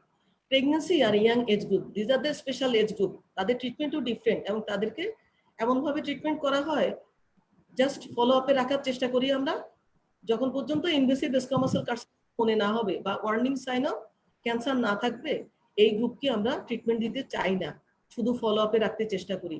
অথবা অ্যাগ্রেসিভ যদি প্রুফ হয় তখন আমরা ট্রিটমেন্ট দিব। তাহলে cytologic and colposcopic observation of cervical interepithelial neoplasia 2-3 without treatment is unacceptable. যখন 2 কিংবা 3 হয়ে গেল, পেশেন্ট প্রেগনেন্টও না আবার আন্ডার 30ও না, তখন আমরা তাকে ট্রিটমেন্ট দিব। কিন্তু মনে রাখতে হবে, hysterectomy is unacceptable as a primary treatment of high grade cervical intraepithelial neoplasia. অনেকে অনেক কজ আমরা এস্টাবলিশ করে দিই যে না পেশেন্টের পিআইডি আছে, সাথে অ্যাডনেক্সাল মাস আছে যেটা 5 সেন্টিমিটারের উপরে, পেশেন্টের অ্যাডিনোমাইসিস আছে, 2-3টা ফাইব্রয়েড আছে, অনেক কিছুই থাকতে পারবে। কিন্তু শুধুমাত্র হাই গ্রেড সিআইএন এর জন্য আমরা হিস্টেরেক্টমি করব না, এখানে তার সাথে এক্সিশন করে এক্সিশনের মার্জিন ফ্রি আছে কিনা আমাদের দেখে নিতে হবে, কারণ এক্সিশনের মার্জিন ফ্রি তার উপরে ডিপেন্ড করে আমি কি এক্সট্রাফাশাল হিস্টেরেক্টমি, সিম্পল হিস্টেরেক্টমি করব নাকি রেডিক্যাল হিস্টেরেক্টমি করব। যদি আমি রেডিক্যাল হিস্টেরেক্টমি করা প্রয়োজন, সিম্পল হিস্টেরেক্টমি করলাম, তাহলে সেই পেশেন্টের অবশ্যই আন্ডার ট্রিটমেন্ট হবে। আর যদি আমি শুধুমাত্র হিস্টেরেক্টমি করে দিলাম, margin free, the lesion removed at the time of excision, তাহলে ওভার ট্রিটমেন্ট হয়ে যাবে। তো এইরকম ভাবে আমাদেরকে জাস্টিফাই করতে হবে যে কোন পেশেন্টের জন্য কোন ট্রিটমেন্টটা অপটিমাম।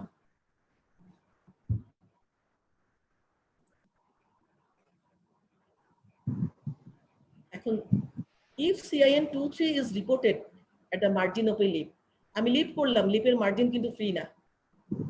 আমরা অনেকে লিপ করি, কিন্তু লিপের যে স্পেসিমেনটা পাঠাবো আমাদের একটু খেয়াল করে পাঠাতে হবে। অবশ্যই আমি 4টা কোয়াড্রেন্টে টাই করে দিব, 4 ভাবে আমি তাকে টাই করে দিব, তার অ্যাপেক্সে টাই করব, সেন্ট্রাল যে ক্র্যানিয়াল জোন সেটাও টাই করব। কারণ হিস্টোপ্যাথোলজিস্ট যখন রিপোর্ট দিবেন তখন আমাকে বুঝতে হবে যে আমার 6 o'clock-এ পজিটিভ মার্জিন নাকি 12 o'clock-এ, কোন এরিয়া আমার পজিটিভ। তো এইরকম একটা লিপ যখন পজিটিভ মার্জিন থাকে, তো এরকম একটা লিপ রিপোর্ট করার আগে আমাদের খুব খেয়াল করে দিতে হবে যে পেশেন্টের হিস্ট্রি হিস্টোপ্যাথোলজিস্টের কাছে পাঠাতে হবে। যদিও আমরা বেশিরভাগ টাইমই পাঠাই, কিন্তু কি করে দেখা যায় যে স্পেসিমেন রিসিভ করে যে কোনো একজন টেকনোলজিস্ট, উনি খুব সুন্দর করে লিখে দেয় যে ক্লিনিক্যাল ডিটেলস নট অ্যাভেলেবল। এটা এক কমন সিনারিও। আমরা যদি 2-3 পেজ তার পেশেন্টের হিস্ট্রি পাঠিয়েও দিই, তারা এটা অ্যাড করেন না। আসলে প্রবলেমটা টাইপিং থেকে শুরু করে একেবারে রিপোর্টিং পর্যন্ত। তো যে কোনো জিনিস, এই জন্য পৃথিবীর বিভিন্ন কান্ট্রি যেখানে সাইটোপ্যাথোলজিস্ট আছেন, তারা শুধু গাইনি অনকোলজিতেই কাজ করেন, তারা অন্য কোনো স্লাইড দেখেন না কিংবা অন্য কোনো বায়োপসি দেখেন না। তাদের সাব স্পেশালিটি আলাদা সম্পূর্ণ, এবং তারা একদিনে কয়টা স্লাইড দেখবে সেটাও ডিমার্কেটেড থাকে, যে আজকে যদি সে ইমেজ গাইডেড স্লাইড দেখে তাহলে সে 100টা দেখবে, আর যদি খালি মাইক্রোস্কোপে দেখে তখন সে 50টা দেখবে না 80টা দেখবে। এবং তাদের ইয়ারলি রিভিউ করা হয়, ইয়ারলি পরীক্ষা দিয়ে তারা যে ট্রিটমেন্টটা ঠিক মতো দিচ্ছে, ডায়াগনোস করতে পারছে, এই কোয়ালিটি অ্যাসিওরেন্স মেনটেন করে। তো এই জন্য বলছি এটা খুবই ইম্পর্টেন্ট। আমি একটা লিপ করলাম কিন্তু কোনো করলাম না, তাকে মার্ক করলাম না। আমাকে মোস্ট ইম্পর্টেন্ট ট্যানিয়াল মার্ক করতে হবে অ্যাপেক্সে, আর হলো ও ক্লকে মার্ক করতে হবে। অনেক সময় আমরা খুব তাড়াহুড়া করি, দেখা যায় যে শুধুমাত্র একটা 12 ও ক্লকে দিলাম না, এটা তো বোঝা যাবে। আমি দিই 3 ও ক্লক দিই, 6 ও ক্লক, 9 ও ক্লক। যদি পজিটিভ আসে তাহলে বলতে সুবিধা হবে যে 9 ও ক্লকে পজিটিভ। হ্যাঁ, তো এরকম একটা প্র্যাকটিস, যখন লিড করলাম তার মার্জিন পজিটিভ অথবা ECC sample positive, then reassessment with 4 to 6 monthly cytology with ECC. তখন এই পেশেন্টকে আমরা কেমন করে ফলো আপ করবো? 4 থেকে 6 মাস পর পর ওকে কলপোস্কোপি করব, তার সাথে সাইটোলজি প্লাস ইসিসি করব আমরা। In practice, cytology and colposcopy with ECC performed in most of the clinical settings. So sometimes a repeat diagnostic excisional procedure is acceptable. On the other hand, hysterectomy, if we decide to do a hysterectomy, আমরা কখন hysterectomy করব? If a report excisional procedure is not feasible, ওই পেশেন্টের জন্য হয়তো feasible না, then great care should be taken to exclude undiagnosed endocervical cancer within the canal prior to hysterectomy. আমার hysterectomy করার আগে আমাকে জানতেই হবে যে ক্যানালে কোনো invasive carcinoma নাই। So the author said that he performed a modified radical hysterectomy and intraoperative evaluation of uterus by frozen section to determine need for lymph node dissection. Frozen section রেখে hysterectomy করব। যদি এলবিএসআই বা কোনো high risk factor থাকে তখন শুধুমাত্র আমরা lymph node dissection করব, otherwise we will cartel lymph node dissection. পড়াশোনা খুব মনোটোনাস হয়ে যাচ্ছে না, কিন্তু এই কিছু জিনিস এমন যে এই জিনিসগুলি আসলে একটু মনে রাখতে হয়। So this is my last case. She is 30 years old and only complaint was postcoital bleeding on several occasions for last 6 months. She was treated and diagnosed in a referral in a district hospital. The smart gynecologist did a pap smear and report was atypical glandular cell. However, biopsy report came invasive squamous cell carcinoma. I honor that gynecologist. Without her referral of the patient, we could not give the patient a management. So এখানে তাহলে খুব ভালো বড় একটা discrepancy যে atypical glandular cell and biopsy report invasive squamous cell carcinoma. তো এরকম একটা কেস, এখন ডেফিনেটলি এই কেসটা আমাদের কলপোস্কোপিক্যাল এক্সামিনেশনের আওতায় আনার কথা, but from district hospital the patient referred to a private hospital and they repeated the repeat pap smear. The report came as low grade squamous intraepithelial lesion and repeat biopsy report came as granulation tissue and hemangioma. তো এখন এই স্লাইডটা আমি কেন দেখাচ্ছি যে just within 3 weeks they repeated the test. It was done in a private hospital. So the discrepancy in the report, যে কোনো একজন অ্যাসিওর্ড হয়ে যেতে পারতো যে লো গ্রেড স্কোমাস ইন্ট্রাপিথেলিয়াল নিউপ্লাসিয়া, আমি এখন কিছু করব না, ঠিক আছে, পেশেন্টকে আমি ছুটি দিয়ে দিই, অথবা আবার কলপোস্কোপিক্যাল এক্সামিনেশনের জন্য রেফারও করতে পারি, তাই না? কিন্তু এই যে রিপিট প্যাপসটা আসলো, এই রিপোর্টের সাথে যখন আমার বায়োপসি রিপোর্ট করসপন্ড করলো না, তখনই আমাকে কেয়ারফুল হতে হবে। আর এই বায়োপসি রিপোর্টের গ্রানুলেশন টিস্যু আসার কারণটা কি? আমরা অনেক সময় কি করি, প্রথম বায়োপসি যে জায়গা থেকে নিই অথবা আনহেলদি টিস্যু যে জায়গায় ছিল, রিপিট বায়োপসিও সে জায়গা থেকে নিই।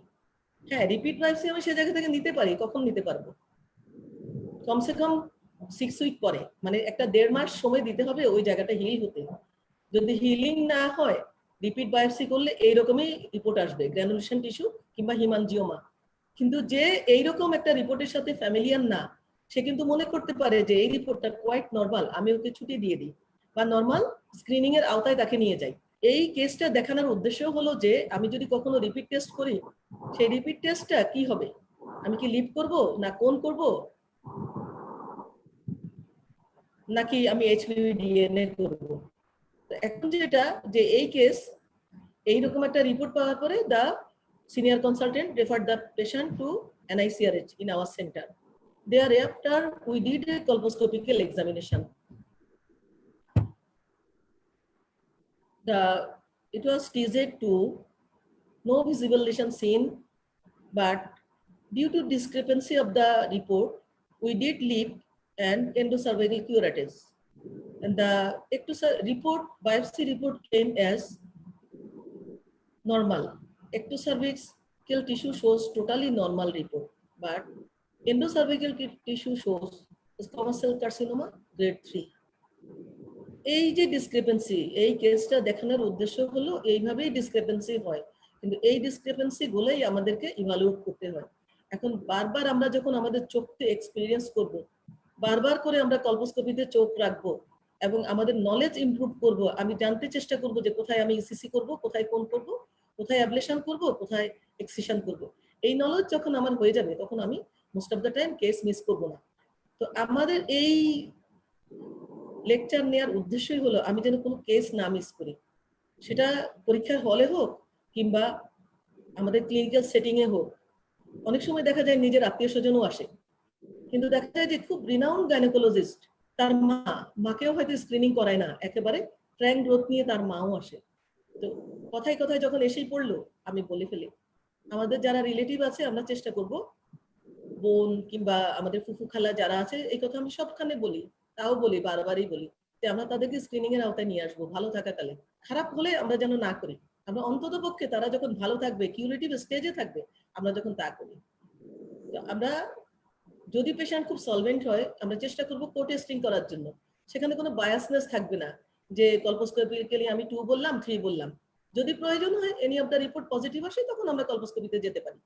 তো এইরকম ক্ষেত্রে আমরা চেষ্টা করব যে পেশেন্টকে, আমাদের রিলেটিভদেরকে, যে কোনো পেশেন্ট যদি আসে আমাদের আউট পেশেন্ট ডিপার্টমেন্টেই আসে বা আমার চেম্বারেই আসে, এটা পেশেন্টের অধিকার, সে একটা অপরচুনিস্টিক স্ক্রিনিং টেস্ট আমরা তাকে করে দিব। এবং একজন গাইনি অনকোলজিস্টের চেম্বারে তার স্ক্রিনিং এর সমস্ত টুল থাকতে হবে, তাকে নিজে নিজে করতে হবে। তাহলে এই পরীক্ষা করতে করতে তার চোখ স্কিলড হয়ে যাবে, বুঝতে পারবে যে কোথায় কোন। সামটাইম দেখা যায় যে কলপোস্কোপ লাগেও না, কলপোস্কোপ ছাড়াই চেনা যায় যে সার্ভিক্সটা কেমন, হেলদি অর আনহেলদি, চোখ এত এক্সপিরিয়েন্স হয়ে যায়। তো এরকম একটা কেস, আমি এখন কেসই বলছি, যার লিপে কোনো লিপ টিস্যু ছিল একেবারেই নর্মাল, বাট এন্ডোসার্ভাইকাল টিস্যু ছিল squamous cell carcinoma grade 3. Then we staged the patient in our outpatient department. The cervix was totally normal, fornices was normal, and parametrium also free. So it is an early case of carcinoma of cervix. Maybe the cervix is stage 1A or 1-2, A2. Then we referred our patient to the board, but as it was poorly differentiated squamous cell carcinoma, at that time the decision from board was radical hysterectomy. Then this is the histopathological report after radical hysterectomy. The report came as CIN2, no LVSI, all lymph nodes shows reactive changes, no parametrial involvement, and resection margin was free from growth. Just এই স্লাইডটা আমি দেখাচ্ছি এই কারণে, এই ক্ষেত্রে আমরা পেশেন্টকে কিছুটা ওভার ট্রিটমেন্ট দিয়ে ফেলেছি, তাই না? এখানে সিম্পল হিস্টেক্টমি করলেও হতো, কারণ স্টেজ 1A1 আমরা সিম্পল হিস্টেক্টমি অথবা এমন করতে পারি আমরা যে ল্যাপারোস্কোপিক হিস্টেক্টমি করতে পারি, টিএলএইচ করতে পারি, টোটাল ল্যাপারোস্কোপিক হিস্টেক্টমি শুধুমাত্র স্টেজ 1A1 এ করা যায়, ফ্রোজেন সেকশন রেখে করা যেতে পারতো। তো ওই সময় আমাদের যেই নলেজ ছিল আমরা এভাবেই পেশেন্টকে ট্রিট করেছি, যদিও ওভার ট্রিটমেন্ট হয়েছে কিন্তু পেশেন্টের কোনো অ্যাডজুভেন্ট রেডিয়েশন লাগেনি এবং পেশেন্ট এখন পর্যন্ত ভালো আছে, রেগুলার আমাদের কাছে ফলো আপে আসে। তো এই কেস ডিসকাশনের মূল উদ্দেশ্য হলো যে ডিসক্রিপেন্সি গুলা আমরা যেন বুঝতে পারি, যে ডিসক্রিপেন্সি গুলো আইডেন্টিফাই করে আমরা পেশেন্টকে অপটিমাম ম্যানেজমেন্ট দিতে পারি। আসলে প্রি ইনভেসিভ লিশনের যে লেকচার কিছুটা বোরিংও, কিন্তু বোরিং হলেও মনে রাখতে হয়, কারণ এই ক্ষেত্রে যদি মনে না রাখতে পারি তাহলে আমি আমার ক্লিনিক্যাল লাইফ যখন একা থাকবো, আমি যখন প্র্যাকটিস করবো তখন আমি প্রডিউস করতে পারবো না। শুধুমাত্র প্রডিউস করার জন্যই আমরা চেষ্টা করব যে ডিসক্রিপেন্সি গুলা মনে করার। তো একটা জিনিস যেটা এখান CIN3 থেকে আমি শেষ করে দিচ্ছি, আসলে CIN3 তো খুবই খারাপ, যেটা হলো clearly established as a cancer precursor. মোটামুটি এটাই একমাত্র স্যারোগেট যেটা থেকে ক্যান্সার হবেই। আর একটা কথা আজকে আমি যেটা বারবার বলছি, এখনো বলতে চাচ্ছি, CIN lesion and invasive cancer may coexist in same patient.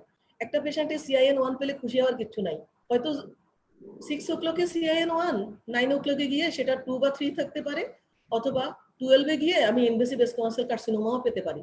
এই যে একটা লাইন আমাদের মাথায় থাকতে হবে যে CIN lesion and invasive cancer may coexist in same patient. So early invasive cancers may be clinically occult. Just clinically occult cancer exclude করার জন্যই আমরা পেশেন্টকে বারবার দেখব। এই প্রেগন্যান্সি তো পেশেন্টকে আমরা দেখি কি জন্য, যে ওর ইনভেসিভ ক্যান্সার নাই, এটা এক্সক্লুড করার জন্য। প্রেগন্যান্সিতে একটা রোগীকে যখন আমরা দেখি, প্রেগন্যান্সি হ্যাম্পার আমরা কখনোই করতে চাই না, কিন্তু ইনভেসিভ ক্যান্সার নাই এটাও তো এক্সক্লুড করতে হবে। কোনো পেশেন্টের যদি সিমটম থাকে তাকে ডায়াগনোসিস করতে হবে, দেখতে হবে, তাকে কলপোস্কোপিক্যাল এক্সামিনেশন করতে হবে, কিন্তু তার ট্রিটমেন্টটা যতদূর সম্ভব CIN1-2 হলে আমরা ডিফার করব, 6 to 12 উইক পোস্টপার্টাম পর্যন্ত আমরা ডিফার করতে পারি। তো মেইন উদ্দেশ্য হলো এখানে আমার বলা যে CIN lesion and invasive cancer may coexist in same patient, and early invasive cancers may be clinically occurred without excision evaluation. Total abdominal hysterectomy should not be done. তো এরকম একটা কেসে আমরা টোটাল অ্যাবডোমিনাল হিস্টেরেক্টমি করব না। So in conclusion, I would like to say that each method of cervical cancer screening needs adequate evaluation by clinician, cytopathologist and colposcopist. এদের সাথে খুব ভালো সম্পর্ক হতে হবে যেন আমার রিপোর্ট নিয়ে আমি খুব মন খোলাভাবে আলাপ আলোচনা করতে পারি। এমন কোনো সাইটোপ্যাথোলজিস্টের সাথে রিলেশন থাকা উচিত না যে যিনি ভালো রিপোর্ট দিবেন না, কিংবা ফোন করলে রেগে যাবেন। অনেকে আছেন বলে আমি যা দিয়েছি তা, আপনাকে আর বেশি কিছু বলবো না, খুব গম্ভীর স্বরে বলে। তো তাদের প্রতি রেসপেক্ট রেখেই আমি বলছি, আমাদের হসপিটালে আমরা রেগুলার খুব সুন্দর একটা লিয়াজও আমাদের তাদের সাথে, এবং তাদের হেল্পে আমরা খুব ভালোভাবে পেশেন্ট ডিসিশনে পৌঁছতে পারি। মনে রাখতে হবে যে সেন্টার, টার্সিয়ারি সেন্টারে পেশেন্ট যখন আসে, they are not clearly straightforward যে যেমন এসছে ঠিক তেমনই হবে। Most of the case uneven, তাদের ডায়াগনোসিস করতে হয়। তো সেকেন্ডলি, monitoring and evaluation of trainees concerned with screening, quality assurance of colposcopists is a crying need.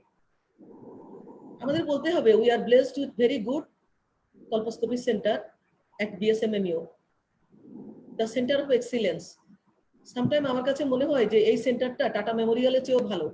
এখানে এত পেশেন্ট আসে, এত পেশেন্টের মনিটরিং ইভালুয়েশন হচ্ছে, আর ট্রেনিরা যেভাবে কাজ করছে, তারা তাদের কাজ করে যখন কলপোস্কোপি করে সেই কেস নাম্বার অনেক বেশি থাকে, এবং তারা তাদের পুরোপুরি কাজ করতে পারে, স্ক্রিনিং মেথডের গুলি দেখতে পারে, এবং তাদের যে কোয়ালিটি অ্যাসিউরেন্স, এই কোয়ালিটি অ্যাসিউরেন্সটা আমি মনে করি তারা লগ বই ফিল আপ করবে, লগ বই ফিল আপ করে তারা দেখবে তারা তাদের কোয়ালিটি অ্যাসিউরেন্স মেনটেন করতে পারছে কিনা। এটা খুবই ইম্পর্টেন্ট, কোয়ালিটি অ্যাসিউরেন্স মেনটেন করা। তো কোয়ালিটি অ্যাসিউরেন্সটা কেমন করে মেনটেন করবে? যেমন একটা কলপোস্কোপি করলাম, আমার 5টা কলপোস্কোপি মধ্যে 4টা করসপন্ড করলে একটা ভুল হলো, এটা অ্যাডিকুয়েট, এটা অপটিমাম। একজন ট্রেনি এটা করতেই পারে, তার ট্রেনিং অপটিমাম হয়ে গেল। কিন্তু সে যদি 5টার মধ্যে 3টাই ভুল করে, তাহলে তাকে রিফ্রেশার ট্রেনিং এ যেতে হবে। তো আমাদের কোয়ালিটি অ্যাসিউরেন্স মেনটেন করতে হবে। যে কোনো কলপোস্কোপিস্টই কলপোস্কোপি ট্রেনিং এর পরে লগবুক ফিল আপ করবে।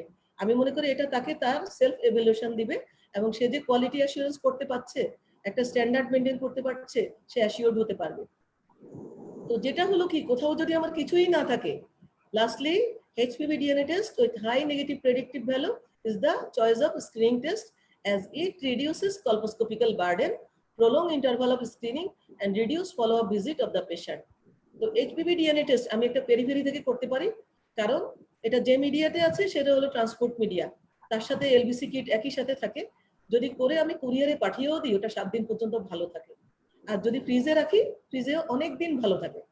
তো LBC plus HPV DNA test co testing আমরা করে এটাকে আমরা কুরিয়ারে পাঠিয়ে দিতে পারি। এখন BSMMU তে LBC হচ্ছে, তার সাথে অনেক প্রাইভেট হসপিটালে হচ্ছে, শুধুমাত্র 600 টাকাতে। তো আমি মনে করি যে দুটো যদি কো টেস্টিং আমরা একসাথে করি, 2500 প্লাস 600 মানে 3100 টাকা। 3100 টাকা দিয়ে কিন্তু একটা পেশেন্টকে আমরা 5 to 10 ইয়ার্স ইন্টারভালে আসতে বলতে পারি, এবং তার জন্য এটা খুবই কস্ট ইফেক্টিভ হবে। যদিও আমরা বলি যে ডিএনএ ল্যাব করা খুবই কস্টলি, আমাদের দেশে ডিএনএ ল্যাব করা যাবে না। এখন এই কোভিডের যে কোভিড ক্রাইসিসে আমরা বুঝে গেলাম ডিএনএ ল্যাব করা যায় কি যায় না। তো এইভাবে একটা বার্নিং ইস্যু, সার্ভাইকাল ক্যান্সারে এত পেশেন্ট মারা যাচ্ছে, পেশেন্ট তো মরে যাচ্ছে, ফ্যামিলিকে মেরে যাচ্ছে। খুব অল্প বয়স, কোনো বয়সটা ইমিউন না, অনেক পেশেন্ট মারা যাচ্ছে। আমরা সার্ভাইকাল ক্যান্সারকে প্রিভেন্ট করতে পারছি না। আমাদের ন্যাশনাল স্ক্রিনিং 2005 সালে শুরু হলো, 15 বছর পার হয়ে গেল, 40 লক্ষ পেশেন্ট আমাদের স্ক্রিনিং করেছি আমরা, কিন্তু আমরা সার্ভাইকাল ক্যান্সার এখনো রিডিউস করতে পারিনি। আর দুঃখজনক ভাবে হলেও সত্যি যে আমাদের ক্যান্সার হাসপাতালে যদি 1,500 কেস আমরা সার্ভাইকাল ক্যান্সারের পাই, তার মধ্যে less than 1% আর অনলি অপারেবল। গত বছর আমরা শুধু 70টি কেস রেডিক্যাল হিস্টেক্টমি করতে পেরেছি, বাকি সবই আমরা রেডিওথেরাপি ডিপার্টমেন্টে রেফার করেছি। তো আমরা এখন নিজেই চিন্তা করবো, আমরা কি পেশেন্টকে হেলদি কন্ডিশনে ধরবো, নাকি সে তার ফ্র্যাঙ্ক ক্যান্সার যখন হয়ে যাবে তাকে আমরা তখন ধরবো। তো আমরা ইস্যুস গুলো চিন্তা করব, চিন্তা করে পেশেন্টকে তার বেস্ট ম্যানেজমেন্ট দেওয়ার চেষ্টা করব। কারণ একটা পেশেন্টকে বেস্ট ম্যানেজমেন্ট দিলে তার ফ্যামিলি বেঁচে যায়, একটা কমিউনিটি বেঁচে যায়, তার ফিনান্সিয়াল কন্ডিশন যে ডিটোরিয়েট করবে তার থেকেও আমরা তাকে ভালো রাখতে পারি। সো এই লেকচার আমি এখন শেষ করলাম। সবাইকে শোনার জন্য অনেক ধন্যবাদ। আর কারো যদি কোনো কোয়ারি থাকে আমাকে আমার নাম্বারে হোয়াটসঅ্যাপে করলে আমি রেসপন্স করব, প্লাস চ্যাট বক্সে দিলেও আমি তার অ্যান্সার দিতে চেষ্টা করব। Thank you very much. Madam অনেক ভালো হয়েছে, ধন্যবাদ। এত ডিটেলস, আর ম্যাডাম অনেক ডিটেলস হয়েছে আর ইনফরমেটিভও ছিল, আর খুব ক্লিয়ারলি সবকিছু বলছেন, অনেক ধৈর্য নিয়ে ম্যাডাম। আচ্ছা, একটা কথা হলো, প্রথম 3টা স্লাইডের একটা স্লাইড আমি ব্ল্যাঙ্ক রেখেছি। জাস্ট আমার 2টা পেশেন্টের ছবি ছিল সেখানে, খুব ইয়াং এজে তারা মারা যায়। তো যেহেতু তারা পৃথিবীতেই নেই, তাদের ছবি দেখি আর আত্মাকে কষ্ট দিতে চাচ্ছিলাম না, সেই প্রথম স্লাইডটা ব্ল্যাঙ্কই ছিল। হ্যাঁ, আমি ব্যাক করলাম স্লাইডে। This is the blank slide and this is the first slide.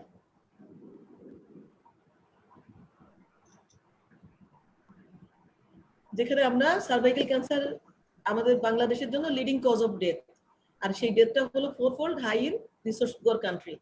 R mainly due to কি, ল্যাক অফ স্ক্রিনিং নাই বলেই আমাদের দেশে সার্ভাইকাল ক্যান্সার এত বেশি হচ্ছে। যে উন্নত দেশগুলোতে ওরা 21 বছর থেকেই সার্ভাইকাল ক্যান্সার স্ক্রিনিং করে। তারা যদি 21 বছরে সার্ভাইকাল স্ক্রিনিং না করে, তখন বলে কি, হাই তোমার তো লেট হয়ে গেল, তোমার 21তম বার্থডে চলে গেল, তুমি এখনো সার্ভাইকাল ক্যান্সার স্ক্রিনিং করোনি। এটা ইররেসপেক্টিভ অফ ম্যারিড লাইফ। একটা পেশেন্ট বিবাহিত আর অবিবাহিত এটা বড় কথা না। কোনো পেশেন্ট যদি চায়, ডিমান্ড করে, তাকে আমার খুব বেশি হিস্ট্রি নিয়ে সেক্সুয়াল এক্সপোজার আছে কি নাই জিজ্ঞেস করতে হবে না। সে যদি চায়, আমি তাকে জেন্টলি স্পেকুলাম এক্সামিনেশন করে তাকে আমি স্মিয়ার টেস্ট করে দিতে পারি। কারণ আমি যেখানে যে খালি স্লাইডটা, এই স্লাইডটা হলো আমেরিকান যে পেশেন্ট মারা গেল, সেই পেশেন্ট প্রত্যেকটা ক্লিনিকে গিয়ে বলেছে যে আমাকে তোমরা টেস্ট করো, আমি টেস্ট করি, প্লিজ ডু মাই টেস্ট। তারা কেউ টেস্ট করেনি, এবং যখন তার গ্রাজুয়েশন কমপ্লিট হয় এবং ডায়াগনোসিস হয়, তখন তার বয়স হলো মাত্র 21 বছর। 21 বছরে সে কার্সিনোমা সার্ভিক্স স্টেজে ডায়াগনোসিস হয়, অ্যাম্বার রোজ, এবং সে তখন জাস্ট 1 বছর পরে ট্রিটমেন্ট কমপ্লিট করার পরে সে মারা যায়। এবং এই নিয়ে ওর নাম দিয়ে যদি তোমরা দেখতে পারবে যে সিএনএনে অনেক বড় রিপোর্ট করা হয় যে এই লেডি রিপিটেডলি স্ক্রিনিং করতে ছিল, কিন্তু কেউ তাকে স্ক্রিনিং করেনি, তারপর সে মারা যায়। কিন্তু মারা যায় মানে কি, মারা যাওয়ার ফলে তার ফ্যামিলি, ভাইটা তার বোনকে হারালো। ছবিটা ছিল ভাইয়ের সাথে বোনের, এবং তার কফিন নিয়ে যাচ্ছে তখন হাজার হাজার মানুষ। মৃত্যুর পরে যদি হাজার হাজার মানুষ স্মরণ করে, লাভ কি? বেঁচে থাকতেই তাকে আমরা গুরুত্ব দিই। আমরা বেঁচে থাকতে যখন গুরুত্ব দিব, তখন তাকে আমরা ডায়াগনোসিস করতে পারবো, ম্যানেজমেন্টও দিতে পারবো। তারপরে স্লাইডটা ছিল যে আমরা সার্ভাইকাল ক্যান্সার প্রিভেনশন করার most important thing is detection, treatment and follow up. So এই করার ফলে আমরা কি করতে পারি, ডিজিজটা একটা কিউরেবল স্টেজে ধরতে পারি, প্রি ইনভেসিভ লিশনে ধরতে পারি, তাহলে আমরা একটা ট্রিটমেন্ট দিতে পারি এবং পেশেন্ট ভালো হয়ে যায়। কিন্তু এর মধ্যে অনেক ডিসক্রিপেন্সি, যা এটা এতক্ষণ পর্যন্ত আমি আলোচনা করেছিলাম, যে ডিসক্রিপেন্সি গুলা আমরা আলোচনার আওতায় নিয়ে আসি। হ্যাঁ,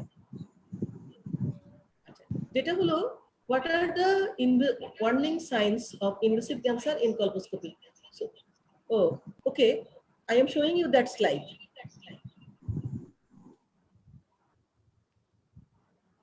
আমরা টেক্সট বুক যেটা ফলো করি সেটা হলো ব্যারেকে এটা 8টা থেকে 10টা সাইন দেয়া আছে এবং আমি এখানেও মেনশন করেছি।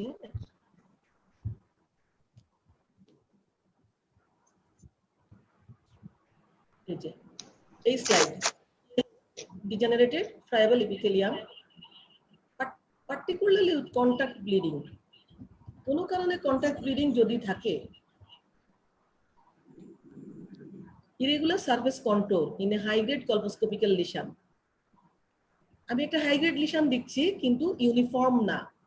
High grade lesion sometime mostly regular থাকে, কিন্তু যখন একটা ইরেগুলার পেলাম অথবা surface ulceration or true erosion particularly when occurring in a high grade colposcopic abnormality, অথবা একটা high grade colposcopical lesion extending into either 5 mm or beyond colposcopical view, আমি colposcopy দিয়ে দেখতে পাচ্ছি না অথবা কানালের মধ্যে 5 মিলিমিটারের বেশি চলে গেল, তখন এরকম একটা case warning sign for cancer cervix. এছাড়া কিছু ভাস্কুলার প্যাটার্ন আছে যেটাকে আমরা বলি atypical blood vessels, coarse, varicose অথবা বিজার, সাবইপিথেলিয়াল ভেসেলস। তো এরকম একটা ভেসেল যখন আসবে ভাস্কুলার প্যাটার্ন চেঞ্জ হলে অবশ্যই আমাকে ক্যান্সার সার্ভিক্স এক্সক্লুড করতে হবে। এছাড়া আর কি recurrent high grade cytological findings in a previously treated CIN3 cases. একটা ট্রিটেড কেস অফ CIN3 তাকে খুব ইম্পর্টেন্স দিতে হবে। এই কারণে আমি প্রথমেই বলেছি যে CIN3 is the surrogate marker of invasive squamous cell carcinoma. তো আমরা এরকম একটা CIN3 যখন পাবো কলপোস্কোপিক্যালি দেখবো এবং তার ট্রিট করা হলো, সেরকম কেসে যদি বারবারই CIN3 আসে তাকে অফকোর্স আমার high grade cytological abnormality in a postmenopausal or previously irradiated woman. এখন আসি আমি postmenopausal woman। একটা postmenopausal woman তার যদি ব্লিডিং থাকে, এখানে শুধুমাত্র সার্ভিক্স ইভালুয়েশন করলে হবে, তার সাথে সাথে তার ইউটেরাস ইভালুয়েশন করতে হবে। তো ইউটেরাস সার্ভিক্স আমরা ইভেনলি একই সাথে ইভালুয়েটেড করব। কখনো মেনস্ট্রেশন বন্ধ এরকম রোগীর নতুন করে যদি মেনস্ট্রেশন শুরু হয়, তার যদি মেনস্ট্রেশন শুরু হয় তাকে কলপোস্কোপিক্যাল এক্সামিনেশন করলে ওটা কিন্তু স্যাটিসফ্যাক্টরি হওয়ার চান্স খুবই লো, কারণ তার স্কোমা কলামনার ইপিথেলিয়াম ভিতরে ঢুকে গেছে। TZ3 প্লাস সার্ভিক্স TZ3 তে স্কোমা কলামনার জাংশন বোঝা যাবে না। তো সেখানে যদি কোনো একটা patient high grade cytological abnormality নিয়ে আসে, তো এরকম একটা লিশনে আমরা খুব বেশি করে চিন্তা করব যে এই পেশেন্টের ক্যান্সার সার্ভিক্স থাকতে পারে।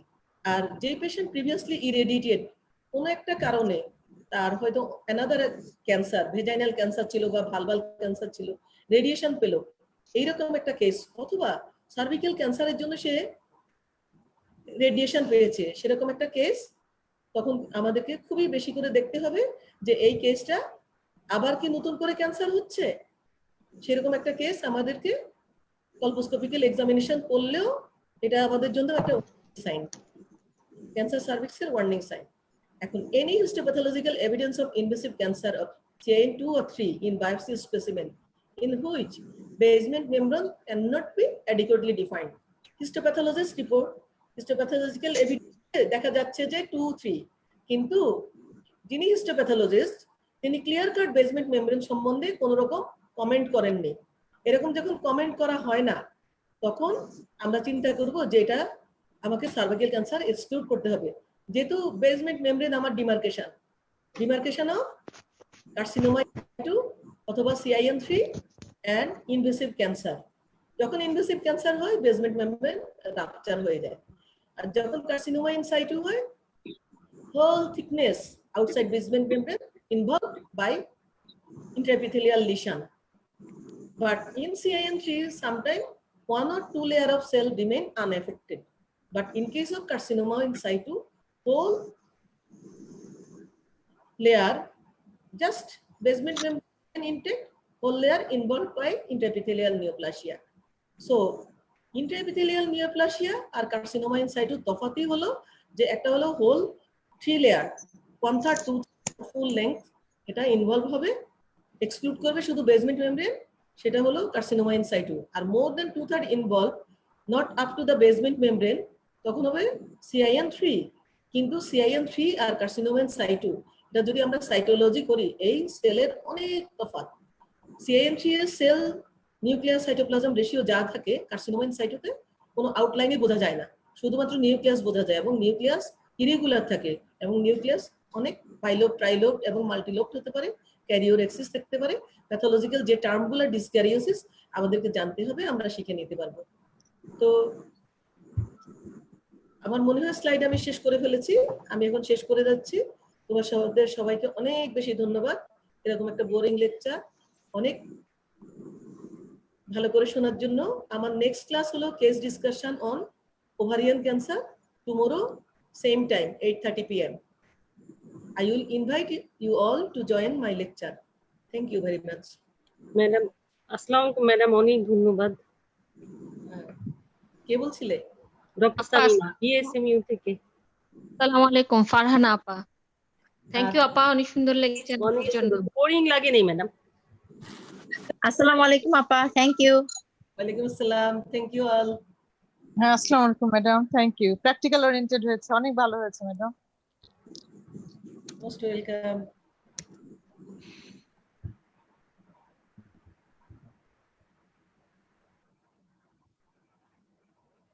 লিভ করি নাই, আল্লাহ। স্লাইড এগুলি আমার কাছে আছে, কেউ যদি চাও আমাদের ডাক্তার বিথির কাছে চাইতে পারো। SMMU বিথি না, NICRH এর বিথি, বিথিকে আমি দিয়ে দিব, অথবা তোমাদের ইয়েতে ফাইল করে PDF ফাইল করে পাঠিয়ে দিব। ম্যাডাম একটু দিয়েন। ওকে, ইনশাআল্লাহ। ম্যাডাম আসসালামু আলাইকুম। আসসালাম। ম্যাডাম আমি NICRH এর বিথি বলছিলাম। হ্যাঁ বিথি। আচ্ছা, আসসালামু আলাইকুম রোকেয়া। হ্যাঁ আপা, হ্যাঁ, স্লাইড গুলো লাগবে কিন্তু রোকেয়া। কি করা আছে? Yes, আসসালামু আলাইকুম আপা। তারান্নুম, কালকে ইনশাআল্লাহ টাইম ঠিক থাকলে ট্রাই।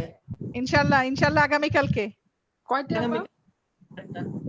8টা নাকি 8:30 ম্যাডাম? 8টা। হ্যাঁ 8:30। 8:30। হ্যাঁ, কেস ডিসকাশন হলে ভালো হয় ম্যাডাম। লিভ করতে পারতেছি না, আমি আবার স্টিক দিয়ে রাখছিলাম, কথা বলছি।